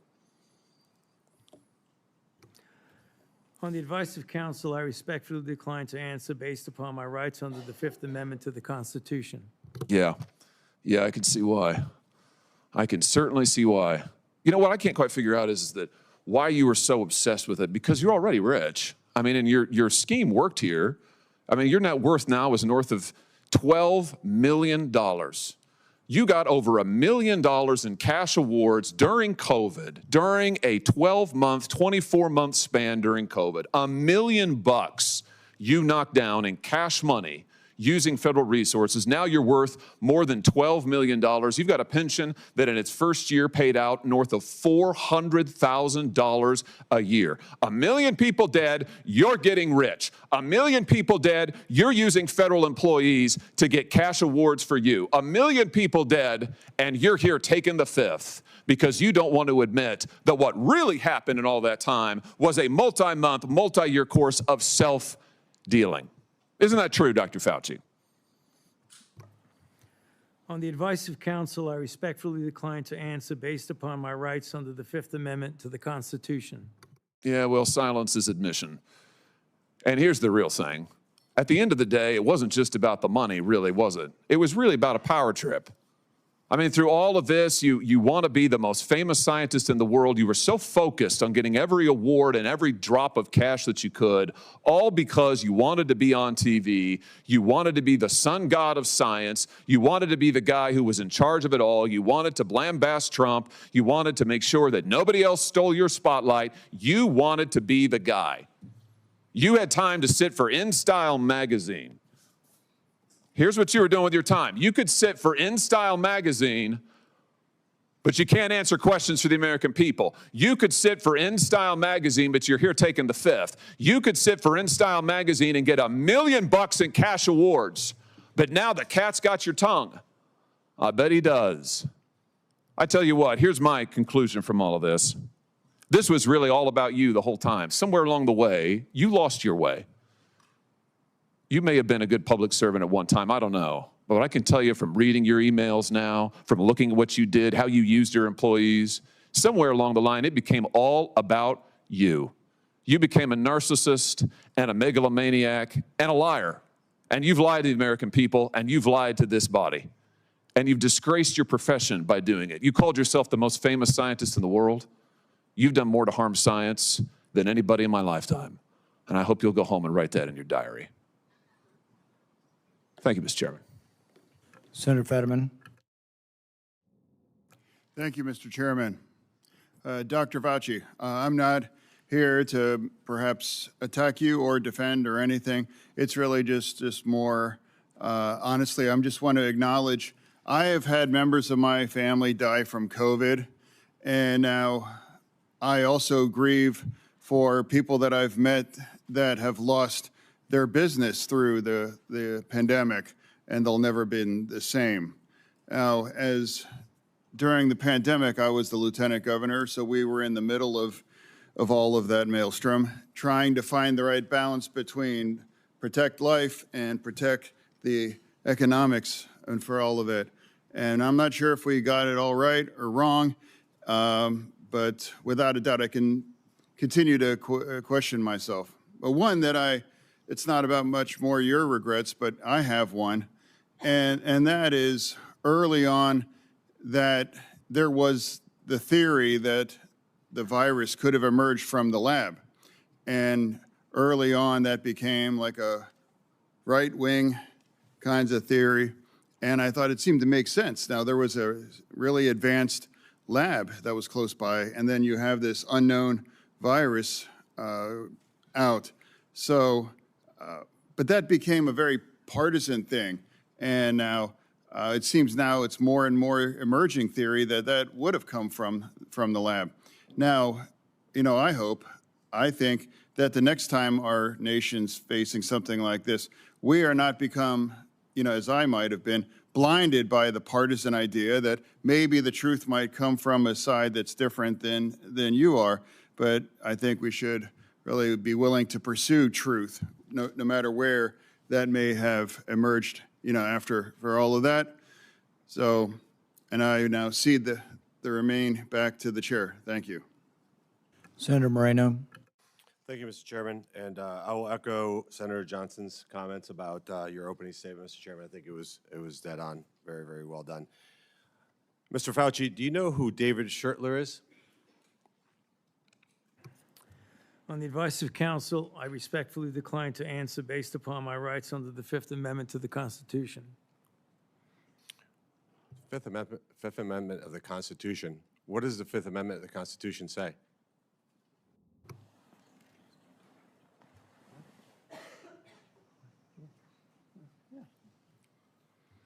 On the advice of counsel, I respectfully decline to answer based upon my rights under the Fifth Amendment of the Constitution.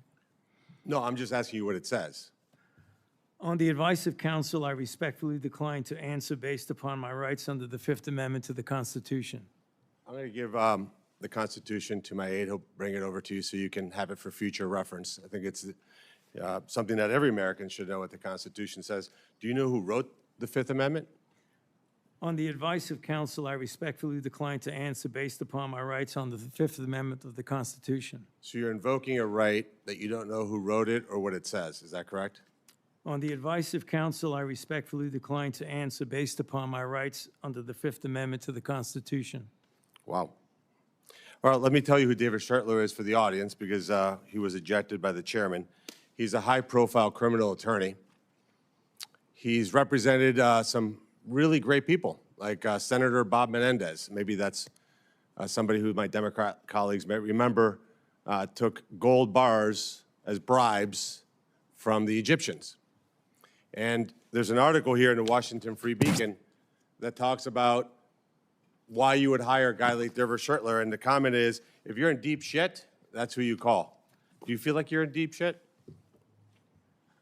On the advice of counsel, I respectfully decline to answer based upon my rights under the Fifth Amendment to the Constitution.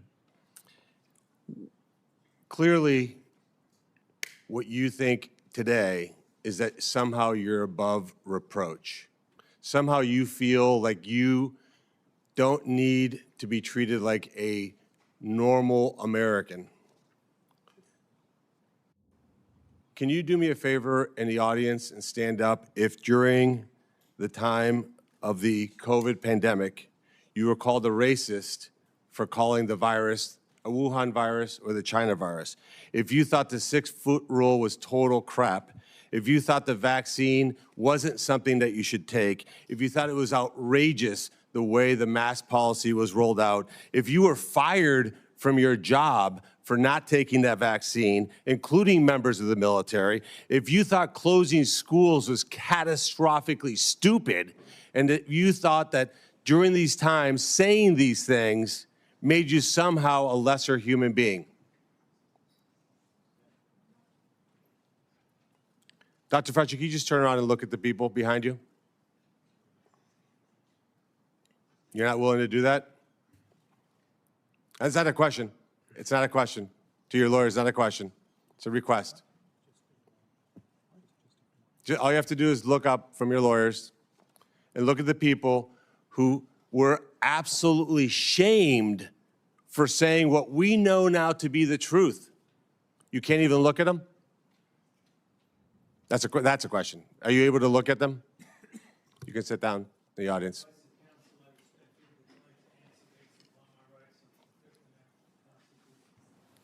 There was a mom in Ohio during the depth of the coronavirus pandemic,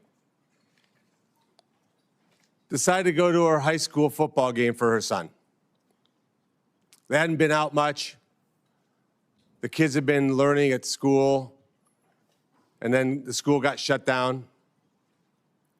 They hadn't really gotten much out of that education. As any parent knew, that remote learning was no learning at all. But it was a Friday night. Her son wanted to go watch a buddy go play football. So they went to the stadium. They sat alone, far from everybody else, just a mom, a dad, a few kids. They didn't feel they needed to wear masks because it was stupid, because they were outside. They all live together. They're not near anybody. Dr. Fauci, do you know what happened to that mom and that family? That's a question. On the advice of counsel, I respectfully decline to answer based upon my rights under the Fifth Amendment to the Constitution. They were dragged out of that stadium and arrested. Those policies were put in place because you had moronic politicians that listened to the words of a megalomaniac who was more interested in having met a Kardashian than the suffering of the American people, and that is you. your advice to communities like that, to idiotic politicians who enforce those rules, arrested that mom for watching a football game with her own family outside.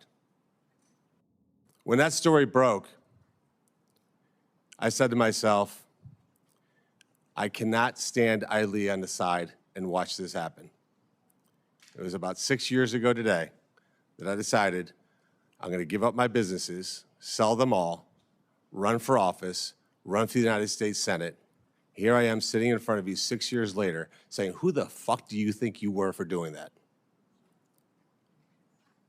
It is a total disgrace what you did to this country. And if my Democrat colleagues are standing there defending you, I hope the voters of the United States of America watch the clips of every one of you doting on a guy who was more interested in being a celebrity than saving American people. I will make it my mission to make certain that every single one of those Democrats who did that will see that clip over and over and over again. Because there is no defense of what you did. You may have had a 50-plus year legacy of public service, but it ends in total and complete disgrace. So let me ask you an opportunity to answer one question. Will you apologize, just apologize, to the people who you harmed through your actions? Will you say, do you have the dignity to just say you're sorry? On the advice of counsel, I respectfully decline to answer based upon my rights under the Fifth Amendment to the Constitution. So you won't apologize to the military members who Joe Biden summarily dismissed from the military for not taking the vaccine? On the advice of counsel, I respectfully decline to answer based upon my rights under the Fifth Amendment to the Constitution. Will you apologize to the business owners that lost their business, shattered their lives, and they'll never recover? On the advice of counsel, I respectfully decline to answer based upon my rights under the Fifth Amendment to the Constitution. Will you apologize to the moms who had to force their infant children, 2, 3, 4-year-olds, to put masks on, and what that did and how that traumatized those kids?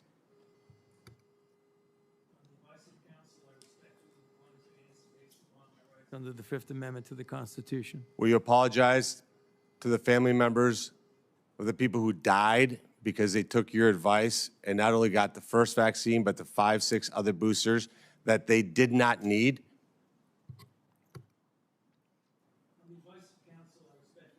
To answer based upon my rights under the Fifth Amendment to the Constitution. Will you apologize to that mom from Ohio for being arrested for watching a football game with her family? On the advice of counsel, I respectfully decline to answer based upon my rights under the Fifth Amendment to the Constitution. So you didn't know who wrote the Fifth Amendment. It's James Madison. Lived in this town. I can only wonder what he would think of somebody like you invoking his writings to shield culpability for the actions that you took. It's no secret why you have to hire the biggest dirtbag attorney on the planet, because of what you did. I hope you're paying him well. And I hope that one way or the other, somewhere, sometime, you answer for your crimes. Senator Ernst. Thank you, Mr. Chairman, for holding this important hearing today. Dr. Fauci, Americans haven't forgotten the tragic stories of people who lost loved ones during COVID and those that were denied a chance to say goodbye to their family members that were in hospitals or residing in nursing homes because of the COVID-19 protocols. Americans haven't forgotten the mandates, the adverse reactions to vaccines, the government misinformation, social media censorship, hotlines to tattle on their neighbors, the forced school closures, the tragic rise in suicides, or those businesses that were forced to close during lockdowns. Americans haven't forgotten the hundreds of billions of dollars spent by taxpayers for COVID relief, stolen by fraudsters who bought Rolls Royces and yachts. These were taxpayer dollars. Americans have lost trust in science and government after the COVID response, trust which will be incredibly difficult for us to gain back. Dr. Fauci, you said that the science was evolving and that your recommendations evolved with it. But Americans remember you as the public face of the coronavirus response. As one of the nation's most trusted voices, you urged policies you said were absolutely necessary, even when those policies came at an enormous human and economic cost.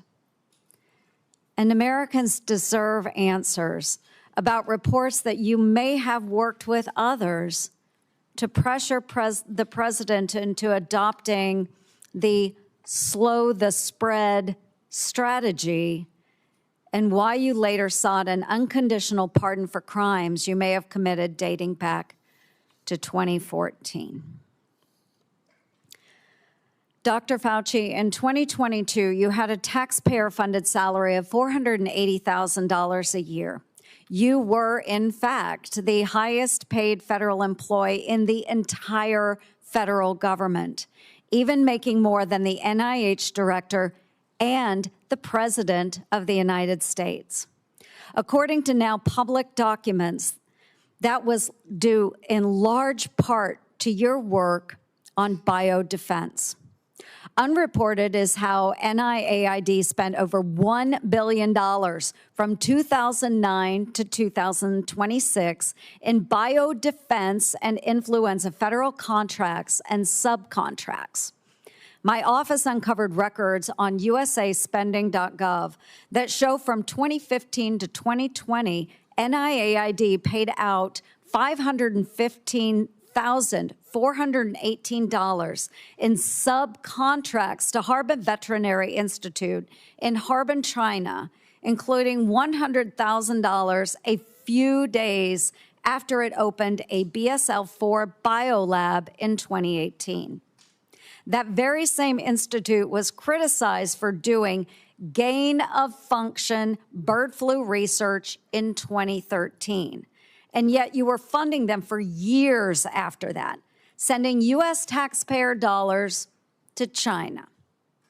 These contracts, which we also trace to NIAID, show U.S. taxpayers funded gain-of-function researchers in the Netherlands and in Wisconsin, funding the same folks whose controversial work led President Obama to pause this exact type of dangerous pandemic research.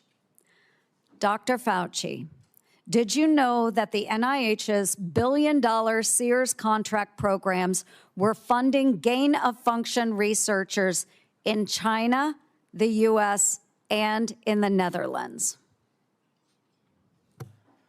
On the advice of counsel, I respectfully decline to answer based upon my rights under the Fifth Amendment to the Constitution.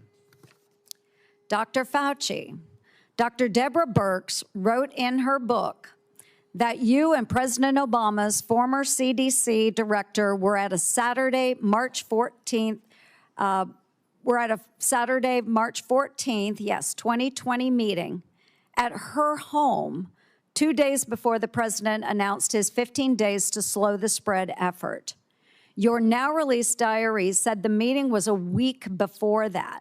Dr. Birx said you all were trying to trap the president into having no other options. She wrote, your plan was to, quote, block any of the president's escape routes So, quote, he'd have no choice but to agree to our flatten the curve measures. Yes or no, Dr. Fauci, did you try to block or trap President Trump into the slow the spread, flatten the curve measures in March 2020? On the advice of counsel, I respectfully decline to answer based upon my rights under the Fifth Amendment to the Constitution. When the COVID-19 virus broke out in Wuhan, China, you, Dr. Fauci, knew pretty much right away that NIH had funded Chinese labs, including those doing coronavirus research. There's email traffic from early January 2020 where your staff was flagging for you that NIH funded coronavirus research at the Wuhan lab through EcoHealth Alliance. Yet few Americans knew we funded the Wuhan lab because the funding went through a sub-award and was not reported to the public database like usaspending.gov as it should have been. Also, EcoHealth violated federal law by failing to report in its research papers how much taxpayer funding it spent on that research. At my request, the Government Accountability Office helped track down that $1.4 million of U.S. taxpayer money that was sent to the Wuhan Institute of Virology, both by you, Dr. Fauci, and through USAID. But first, it passed through EcoHealth Alliance, which I helped to get defunded through the NDAA. Dr. Fauci, did you intentionally use subaward funding to obscure NIH funding of Chinese biolabs and coronavirus research? On the advice of counsel, I respectfully decline to answer based upon my rights under the Fifth Amendment to the Constitution. NIAID awarded multi-million-dollar grants to a number of scientists shortly after they wrote publicly in the Proximal Origins paper that the COVID virus likely came from nature. Though documents Chairman Paul released last week show in private, those same scientists were much more open to the virus being from a lab. In 2023, Representative Jordan insinuated that you basically gave a $9 million bribe in the form of an NIH grant to NIH-funded virologists to say the virus likely was from nature. Dr. Fauci, yes or no, did you reward the Proximal Origin authors by giving them NIAID grants or contracts? I respectfully decline to answer based upon my rights under the Fifth Amendment to the Constitution. Dr. Fauci, we have learned that U.S. coronavirus researchers at UNC shipped, quote, humanized or transgenic mice to China by around 2017 for use in their dangerous coronavirus work. Under your NIAID coronavirus, researchers also used aborted baby body parts in mice research, and taxpayers paid for them to do that. NIH-funded coronavirus researcher Dr. Ralph Barrick and his colleagues at UNC put parts of livers, thymuses, and chunks of human fetal lung that they got from aborted, almost 5-month-old human babies. They put those parts in their research mice. They disgustingly named them BLTL mice and wrote they had created a, quote, sandwich of aborted body parts in the mice. Get it, folks? BLT. A BLT sandwich. Your RML lab employees in Montana also ordered and used aborted baby body parts in their taxpayer-funded research. And emails show how they plan to use those mice for post-COVID work. NIH funded putting aborted babies' fingers and scalps off the heads of aborted babies and putting them into the backs of research mice. The scalps later grew fine baby hair in the mice. They even included those disgusting photos in their research paper that you funded. Not all of those were research on coronaviruses, but some were. Thankfully, the current NIH director has said no more of this. Dr. Fauci, yes or no, do you think that human aborted parts should be put into mice for coronavirus research? The advice of counsel, I respectfully decline to answer based upon my rights under the Fifth Amendment to the Constitution. Mr. Chairman, would you direct the witness to answer the questions that we have been asking? He probably would if he was here, but I can direct it. But no, I think we understand his answer. We do understand that. Americans are asking for accountability, Dr. Fauci, and your silence is very telling. Thank you, Mr. Chair. Senator Moody. Thank you, Mr. Chairman. You know, I'm the most junior member of the Senate here, showing from where I sit. I just got here last year. Many of you may remember I was the Attorney General in Florida who fought back against the lockdowns, the school closures, the church closures, everything to embrace sanity and science. We fought back. We got ridiculed for it. And we didn't just call people names. We actually impaneled a grand jury of people of all walks of life, all political persuasions. So that's how I came here, fighting for a free state amongst states that had locked their own people down. We are now called the Free State of Florida. And I believe our responsibility here is to make sure that government remembers the people are our bosses, that we report to them, that we're accountable to them. Government shouldn't operate for itself. Government operates on behalf of and for the American people. And anytime we get close to reporting back to our bosses about what government has done or how it's been abused, or how individuals that are employed by the government had acted in their own self-interest or against the interests of the American people, every time we get close, if we start uncovering outrageous fraud, we'll have a hearing, and the tactics have been to not show up. So you'll have all of us over here trying to drill down on why we've been giving money that actually works against American citizens, and no one shows up. Today nobody's here at the moment. Today there seems to be a different tactic. Today we have Democrats showing up and trying to spin why we shouldn't even be having this hearing to report back to our bosses. As one said, today's hearing does damage. It will deter others from public service. Another said, this hearing is designed to entrap you. Another said, one fell all over himself flattering you, thanking you for your service multiple times, quoting man in the arena. Another said that we are demeaning first responders, and today is a sad play in a repeated playbook, or we're going after one man. I mean, all of their time was used on why we should not be having the hearing to report back to our bosses and give the people accountability. So I would like to talk about that because I believe that the trust the American people place in our public health institutions and what happened to that trust during COVID is important. Because in a public health emergency, they are asked to make extraordinary sacrifices based on advice given to them by the government that is supposed to be working for them. And for that system to work, the public has to be able to trust the people giving them instructions. That trust depends on candor. Would you agree with that, Dr. Fauci? On the advice of counsel, I respectfully decline to answer based upon my rights under the Fifth Amendment to the Constitution.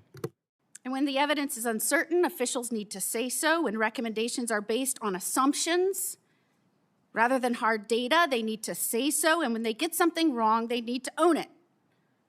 And when the trust is lost and the consequences extend far beyond any single pandemic, the next time public health officials genuinely need Americans to listen, millions of people may simply ignore them or not believe them. And Dr. Fauci, you were undeniably the face of the federal government's COVID response. You said so yourself in your diary. You said it's not hyperbole to say, I've become the most famous and talked about person in the country. So I want to understand how we got here. Let's start at the beginning. On March 8th, 2020, you appeared on 60 Minutes to discuss the spread of COVID-19. You were specifically asked to clear up the confusion and misinformation surrounding masks. You told the American people, right now in the United States, people should not be walking around with a mask. The interviewer immediately stopped you and said, "Are you sure of it? Because people are listening really closely to this." And instead of walking back or qualifying your statement in any way, you doubled down. There's no reason to be walking around with a mask. When you're in the middle of an outbreak, wearing a mask might make people feel a little better. It might even block a droplet, but it's not providing the perfect protection that people think it is. And often there are unintended consequences. People keep fiddling with their masks. They keep touching their face. Just a few weeks later, the CDC released its guidance recommending that Americans wear masks in public. You were asked to explain your original recommendation. You emphasized a very different consideration. You said, well, back then, the critical issue was to save the masks for the people who really needed them because it was felt there was a shortage of masks. So I want everybody to sit with that. The critical issue driving your initial recommendation to the American public was scarcity, logistics, not medical evidence. So when you told the American people there was no reason to wear a mask, what was your principal objective? Giving them an honest assessment of the medical evidence or discouraging them from consuming a scarce supply of masks? On the advice of counsel, I respectfully decline to answer based upon my rights under the Fifth Amendment to the Constitution. Well, unfortunately, that was just the beginning of a broader pattern. Let's talk about the 6-foot distancing rule. In April 5th, 2020, interview on CBS said, every time I get to that podium in the White House briefing room, I always essentially plead with people. Please take a look at those very simple guidelines of physical separation, and they're very, very clear. Physically separate 6 feet away. Yet when Congress finally asked you in 2024 what science supported that evidence, 6-foot distance rule for COVID, you admitted you were not aware of any studies supporting it. Incredibly, you said the 6-foot rule sort of just appeared and described it as an empiric decision that wasn't based on data. That rule had real consequences. Schools didn't open back up. Businesses didn't open back up. Churches didn't open back up. I could go on and on and on. And Americans were kept physically separated from one another during the most difficult moments of their lives. Many lost loved ones during that time. So, Dr. Fauci, did you have any evidence to support a 6-foot separation rule when you gave that advice to Americans? On the advice of counsel, I respectfully decline to answer based upon my rights under the Fifth Amendment to the Constitution. All right, well, let's look at the lockdowns then. By 2022, the consequences of prolonged COVID lockdowns on our children were clear, from delayed development to social isolation, which is probably why you were asked in July 2022 whether you would recommend locking down schools again. And you said, first of all, I didn't recommend locking anything down. But now we have your diary, and it tells a very different story from the one you told the public. And I will quote, I spoke with Bill de Blasio, the mayor of NYC, and convinced him based on what I was saying publicly in my conversation tonight to close the NYC schools. He had already decided based on what I was saying on TV. I went on to tell him he should close the bars and restaurants in NYC, and he said he would do this based on my recommendation. You even said that you told the president we should shut the whole country down. So, Dr. Fauci, how do you square telling the American people publicly that you didn't recommend locking anything down with your own diary entry kept on federal government equipment saying that your recommendation is what convinced the mayor and the president to lock things down? On the advice of counsel, I respectfully decline to answer based upon my rights under the Fifth Amendment to the Constitution. Now, I just want to make clear that when in Florida, we were pleading with people to give us advice based on scientific evidence, that we were getting these conflicting statements by you that didn't match scientific data.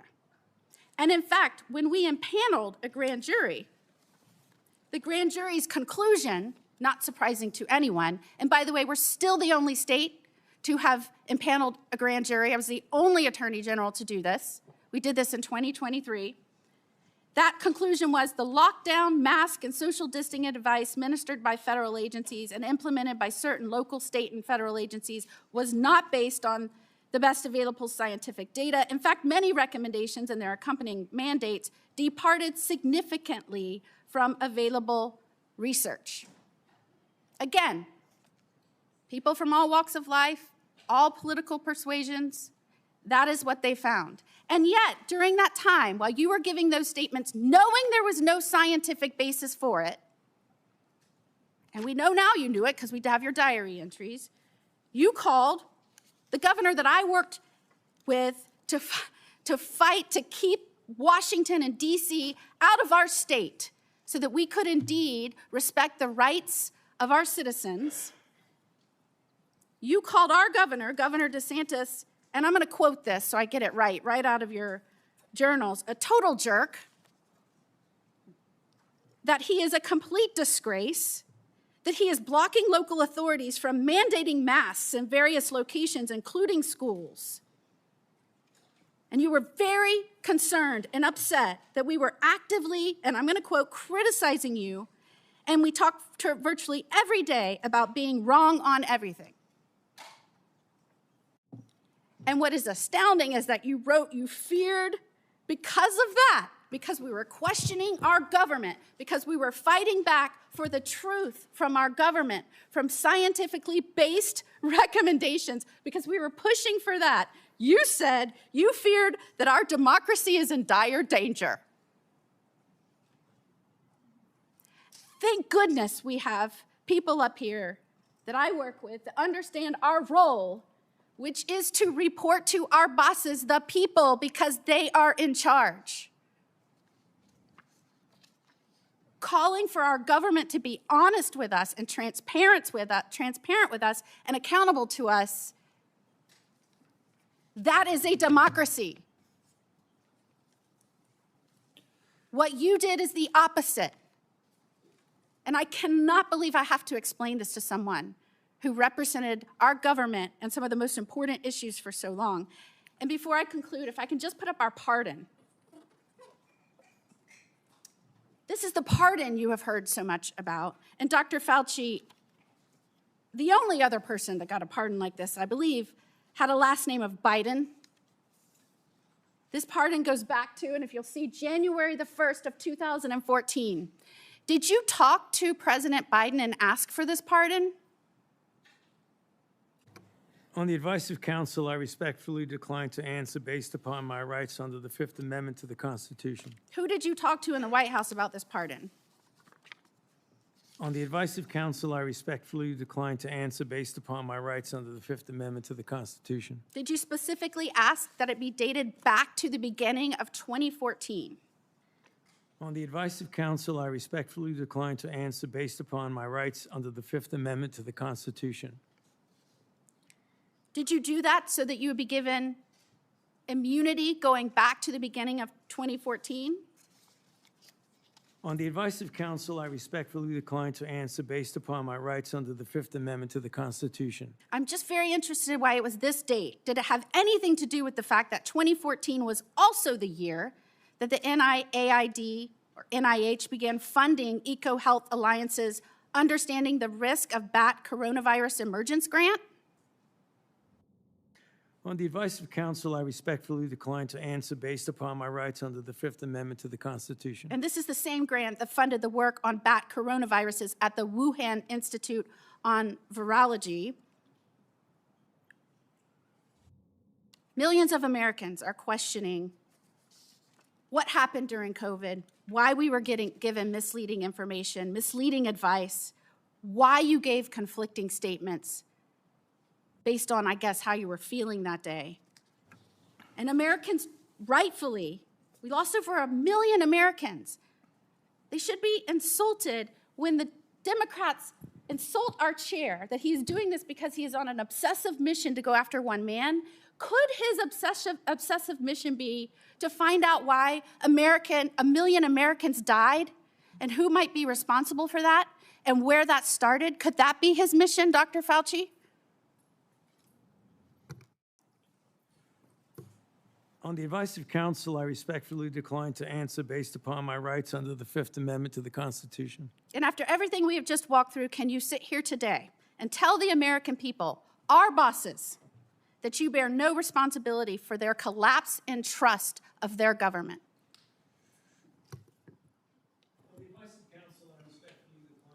Based upon my rights under the Fifth Amendment to the Constitution. Time has expired. We're going to do another quick round for those who remain, about 5 minutes. Any questions that haven't come up that are pressing? Let's try not to go over territory that's already been done. I'll begin by asking unanimous consent to insert into the record documents show that the CIA transferred funds to NIAID through interagency agreement. Hearing no objection, so ordered. We had hoped to hear testimony from Anthony Fauci today. We haven't, but I think it's important that we do hear from him. So we will have a video we'll play in a moment. For years, Anthony Fauci has been the public face of saying this in all likelihood came from nature. He kept saying, it's the marketplace, it's the marketplace, it's the marketplace. He's been saying that on television up until recently. But what we find is that what he was saying in public is different than what he was saying in private. In January, in private, he wrote that looks like the wet market was a super spreader event. It didn't originate there. We know that some of the earliest deaths and sickness came from somewhere else. But then for years and years, we got dishonesty.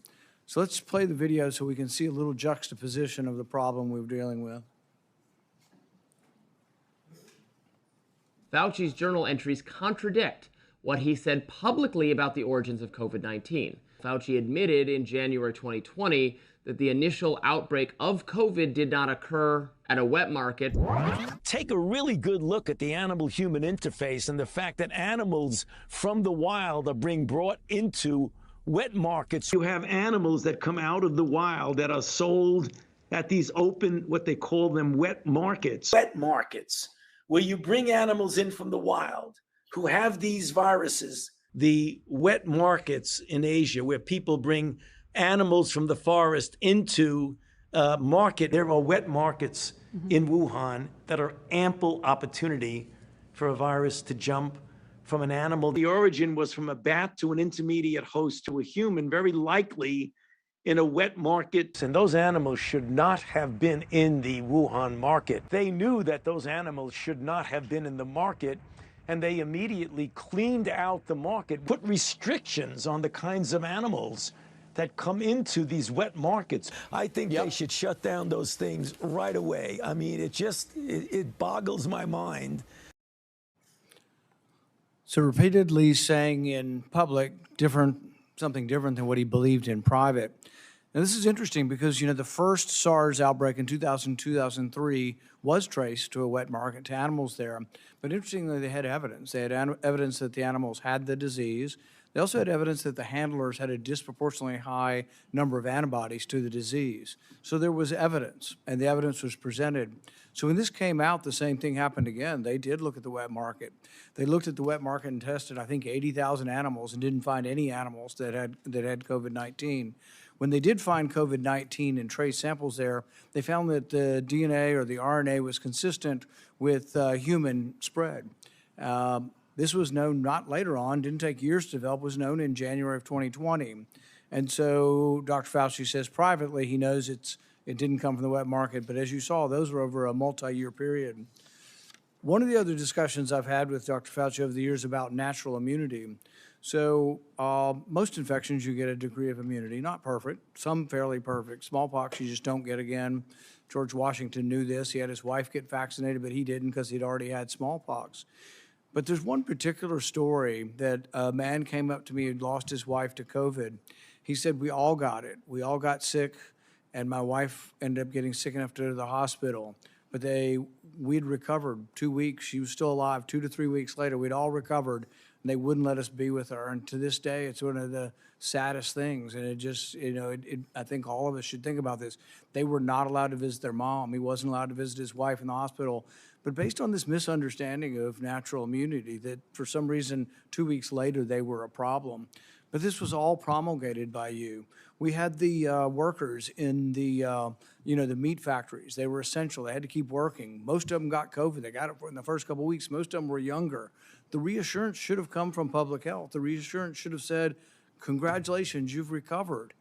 It also should be acknowledged. What's the number one thing we can do if we get another pandemic? Before we have a vaccine, before we have monoclonal antibodies, it would be to utilize natural immunity. So instead of the advice you were giving to Cuomo and others in New York that led to the deaths of hundreds of thousands of people or tens of thousands of people, you could have been saying, well, maybe the nurses taking care of the elderly should be people who are 2 weeks out from COVID infection. We could have used natural immunity as somewhat of a block of protection. Imperfect, but the only protection we had and the only thing we could have done. Instead, the nursing homes were seated with people who had COVID. So I think the discussion of natural immunity is one where there wasn't sufficient honesty, humility, there wasn't enough presentation to encourage people. That was the only encouraging thing we had for a while is you've got it, you're very, very, if not impossible, close to impossible chance that you'll die if you get it again. Everybody could have been reassured. Nobody was reassured. It's like, well, we don't know. We just don't quite understand natural immunity. My favorite quote from that is from Martin Kulldorff from Harvard. You called him one of the people that you had to take down, the fringe epidemiologist, which I've never ever heard a scientist call another scientist that. But he jokingly said on Twitter, he said, yeah, we knew about natural immunity from 486 BC, from the time of the Athenian plague. We lost all knowledge of it in 2020. The good news is it's slowly coming back. 24 to 2025, we're beginning to understand what natural immunity is again. Not something perfect, but a useful tool that could have been used, but also something that could have helped people by telling the public, my goodness, you're not going to die now. You have a chance. If you've already had it and you're 85 years old and you're at risk for it and you're wanting to feed your wife and they're telling you to wear 4 masks and not be around your wife when you've already had it, it made no sense. I visited with a man whose mom was 83 and she was dying from COVID. They go to the hospital in Orange County. They won't admit her to the hospital till she's vaccinated because we have a policy that everybody in the hospital must be vaccinated. She's got COVID and they wanted to vaccinate her again. At one point in time, the CDC understood this. They told people, don't get vaccinated if you've had COVID within 3 months. Why? Because it may give you a heightened immune response when you've already got a heightened immune response. But giving a person very sick, and many of the people who died from COVID died from sort of this storm of response, this immune storm. The answer wouldn't be try to stir up their immune response more by giving them a vaccine. The answer was actually steroids. And good old-fashioned steroids, 37% reduction in death. It turned out to be way more valuable than remdesivir, way more valuable than any of the other treatments. But I don't remember ever hearing a complimentary word on natural immunity or steroids or anything else. And you know, I wish we could have done more today. I would have been willing to accept an apology today. I'm sorry I made mistakes. We all made mistakes. And, you know, at the time, I thought the gain of function research was, you know, the risks of it were worth the benefits. But I've reassessed since 15 million people died. People say, well, gosh, these things never happen. We know it happened in 1977. We know with 100% certainty a virus escaped. In 1977, there's something called the Russian flu. Nobody's exactly positive how it got out. But when they sequenced it, they found out that a flu in 1977 had exactly the same RNA as a 1954 one that they had in the lab and they had created a vaccine for. In fact, turns out anybody born before 1954 was immune, and the only people who got it were people who were born between 1954 and 1977. But it was identical. The genetic sequence was identical to this vaccine or the virus from 1954, and that doesn't happen because these respiratory viruses are always mutating. To be identical means it had to have leaked from the lab, proof positive that it had. So we know this happens. An author by the name of Young wrote a book and said there was 1,200 cases of significant accidents that have occurred. We knew all of this, and yet it was completely discounted because I think you were worried that if it was seen that you funded dangerous research that started the pandemic, you'd get blamed. And it was a concerted effort. It wasn't just you. Anybody associated with the funding decided we needed to protect ourselves. Senator Johnson. Thank you, Mr. Chairman. You mentioned that we lost knowledge of natural immunity. I didn't. Dr. Fauci did. I suppose I had an asymptomatic case of COVID because of the very faulty PCR test. I never got vaccinated or injected. There's no way I would have done that because I found out enough about the mRNA gene therapy. But you also brought up the issue of hospital protocols. I'm going to be holding a public event on hospital protocols. We've already received a couple hundred testimonies. They are heart-wrenching. They are heart-wrenching. Here's an excerpt from the testimony of a staff surgeon, very experienced, doctor for decades, at Providence Regional Medical Center, Everett, Washington. Quote, after our hospital was given remdesivir by the CDC, we were provided misleading/inaccurate information about the drug biomedical leadership. When I had a young trauma patient who was a perfect candidate for remdesivir, the infectious disease doctor on call told me to not give it to her because, quote, she seemed like a nice girl. He concludes it was known early the remdesivir kills. As I said, nurses referred to it as run, death is near. So again, I've always been, it never made sense to me that we put all of our eggs in the experimental gene therapy. If you knew anything about it, you would have avoided it like a plague. And we sabotaged early treatment. But the only treatment we really approved, monoclonal antibodies, which I think basically worked pretty well, but those weren't particularly available. They were denied an awful lot of patients. It was all remdesivir. Based on a study that the NIH changed the endpoint from mortality, because it had no impact on mortality, to days of recovery. A drug that the WHO recommended against its use in COVID in November of 2020, but a drug that cost over $3,000 for a course of treatment, versus things like ivermectin, hydroxychloroquine, who even Dr. Fauci, I should have got that one out because I want to take this time to enter things in the record, said that, we need to have a very tight protocol on remdesivir because it's unknown, but hydroxychloroquine, that's approved, some side effects, but we have a long history of it. Let's put up my latest chart. Again, I was tracking adverse events on the experimental injection, but I use this chart as a comparison. So you've got ivermectin, hydroxychloroquine. These are average, again, VAERS doesn't improve causation, but there's correlation. It's there for safety signal. So ivermectin, over 30 years of FDA reports, 17 deaths per year. Hydroxychloroquine, over 38 years of reporting, 142 deaths per year. Remdesivir, over 5.5 years, 546 deaths per year. The COVID injection, almost 7,000 deaths per year. Which is safest? What did the FDA freak us out about ivermectin, hydroxychloroquine, when they turned a complete blind's eye toward the injection's injury? So I want to enter the quote from the surgeon. By the way, here's the answer. Cheryl Atkinson in an interview said that when it comes to money, we check financial ties among experts on the government panel devising coronavirus treatment guidelines, which had the effect of dialing back hydroxychloroquine use and giving an edge to remdesivir. We found the 11 members reporting links to a drug company, 9 of them named relationships to remdesivir's maker, Gilead. 7 more, including 2 of the committee leaders, have ties to Gilead beyond the 11 months they had to disclose. 2 were on Gilead's advisory board, others were paid consultants who received research support and honoraria. By the way, within the study, I think one of the study participants was an employee of Gilead. A bunch also had conflicts with Gilead. So, I wonder why. There are conflicts of interest. Gilead made billions of dollars off of remdesivir and people died. In terms of ignoring safety signals, you can probably put that down now. This has come to light. This is Dr. Drew Weissman, who got the Nobel Prize for the mRNA platform. He wrote to Dr. Fauci on February 8th of 2020. Tony, I wanted to alert you to some new data we generated with our mRNA LNP vaccine. Now, it was a higher fold dose, but that mRNA LNP go to the placenta and fetus, measured by translation of the mRNA and cause of immune response in the amniotic fluid. So that same day, Dr. Fauci responds, it'd be interesting to see what human dose levels given intramuscular do. So about a month later, Dr. Weissman replies, he said, we still have some concerns over the data after they tested it at IM.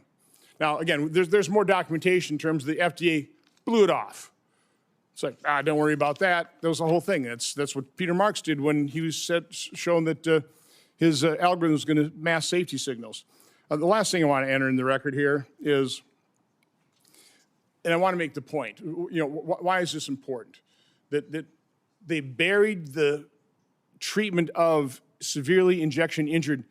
The fact that we haven't acknowledged these injection injuries, these people can't get treatment. They're being gaslit by their doctors. So it's all in your head. The rate of the injection injured of suicides is increasing because they've given up hope, because our medical establishment and federal health agencies completely failed them, failing to acknowledge it. So again, Dr. Nath was diagnosing and treating injection injured in March of 2021. This concerned people. So you had Dr. Walter Koroshitz writes Dr. Fauci. One of the points he made, there's been a steady, slow stream of reports to me of post-vaccination neurological conditions. Dr. Nath has been collecting a bunch. He has reports sent out to publish. Well, that alarmed everybody. Boy, you can't let the public know what's actually happening. You can't actually let the public know what the science is showing.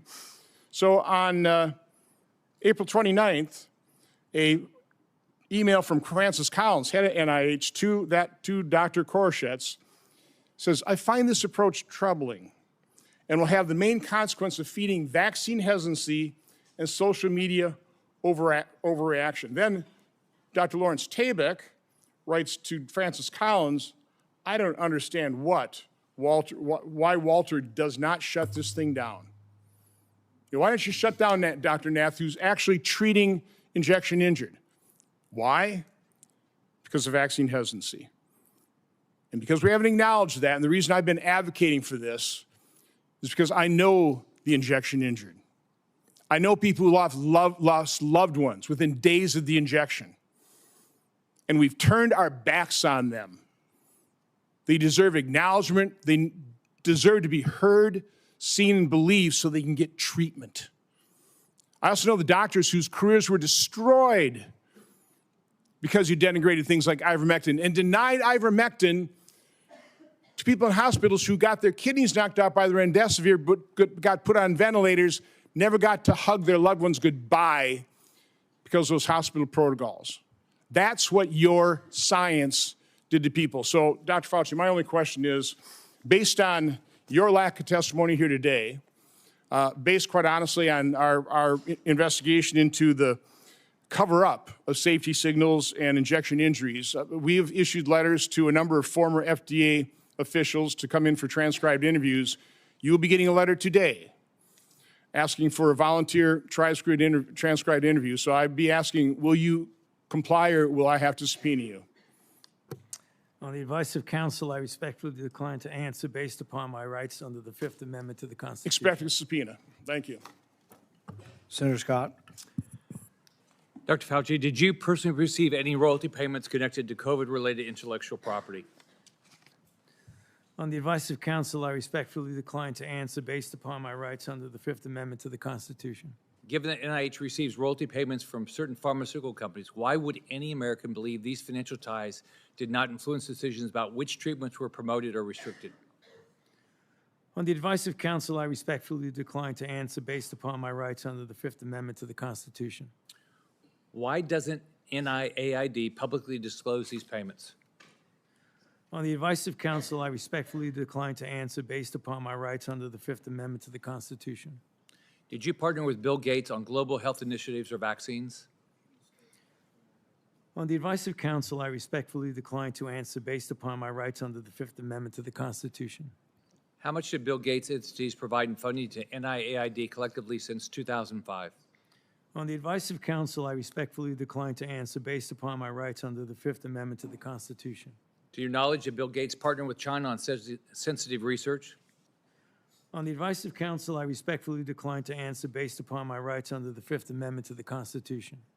Specifically, dual-use research such as countermeasures or gain-of-function? On the advice of counsel, I respectfully decline to answer based upon my rights under the Fifth Amendment to the Constitution.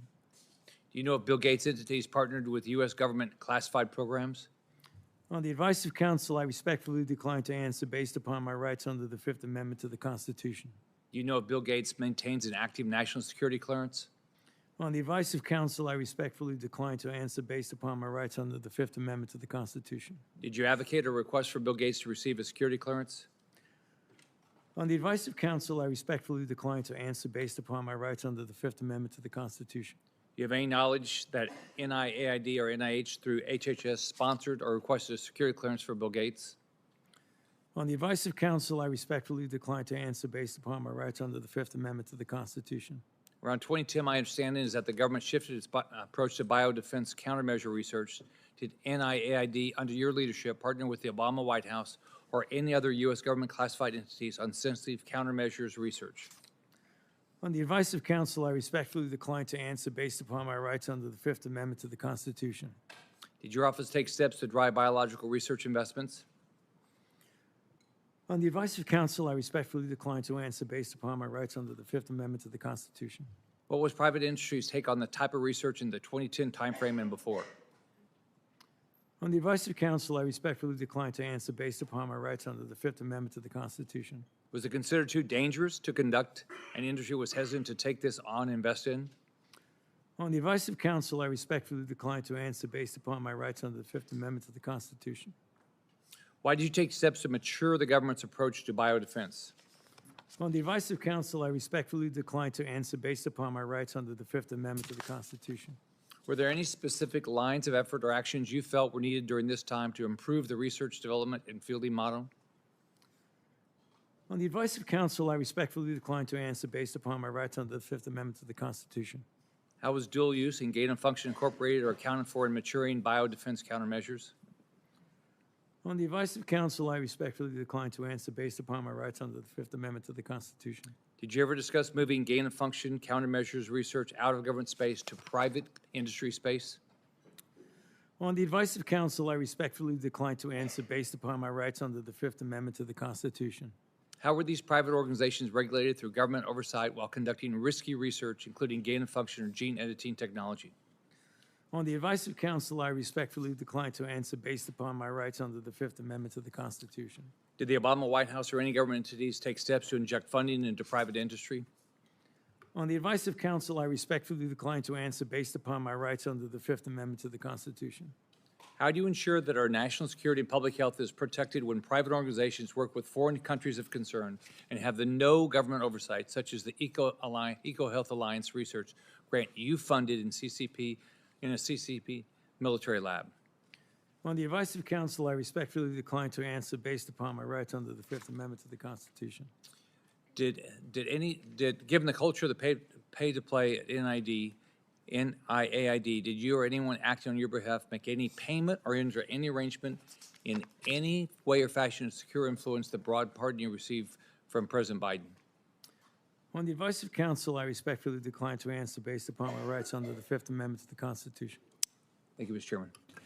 I'd like to ask unanimous consent to enter into the record a letter from the Department of Energy that confirms during Anthony Fauci's tenure that Bill Gates was given Q security clearance from 2014 to 2021. Without objection, that will be entered into the record. I'd also ask unanimous consent to enter into the record the contents of the folder of authorities provided to Dr. Fauci, including the pardon.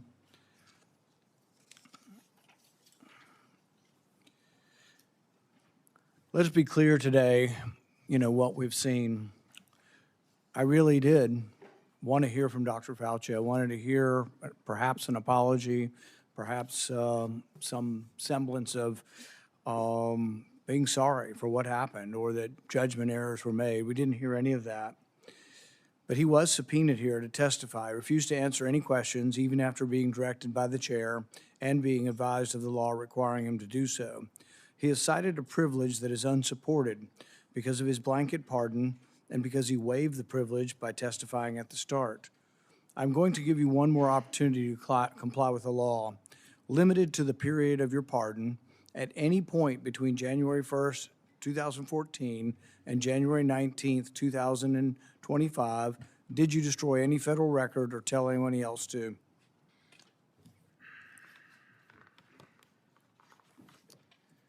Under the advice of counsel, I respectfully decline to answer based upon my rights under the Fifth Amendment to the Constitution. given that you have a unlimited presidential pardon, what is your specific objection that you are making? On the advice of counsel, I respectfully decline to answer based upon my rights under the Fifth Amendment to the Constitution. My question was limited to the period of your pardon only. I find your objection unsupported and direct you to answer the question. On the advice of counsel, I respectfully decline to answer based upon my rights under the Fifth Amendment to the Constitution. Because you refuse to answer, citing a privilege that is unsupported because of your pardon, and after being denied to do so, this committee has scheduled a vote next week on a resolution certifying your contempt. I think we have another question or two from Senator Langford. Mr. Chairman, really, this is a question for you, and it's a question to try to figure out how do we get a good answer on this? Because clearly Dr. Fauci's attorneys are saying that he has a Fifth Amendment right. We've also subpoenaed him to be able to compel his testimony to be able to be here. I happen to be in the committee. We're also dealing with Lois Lerner.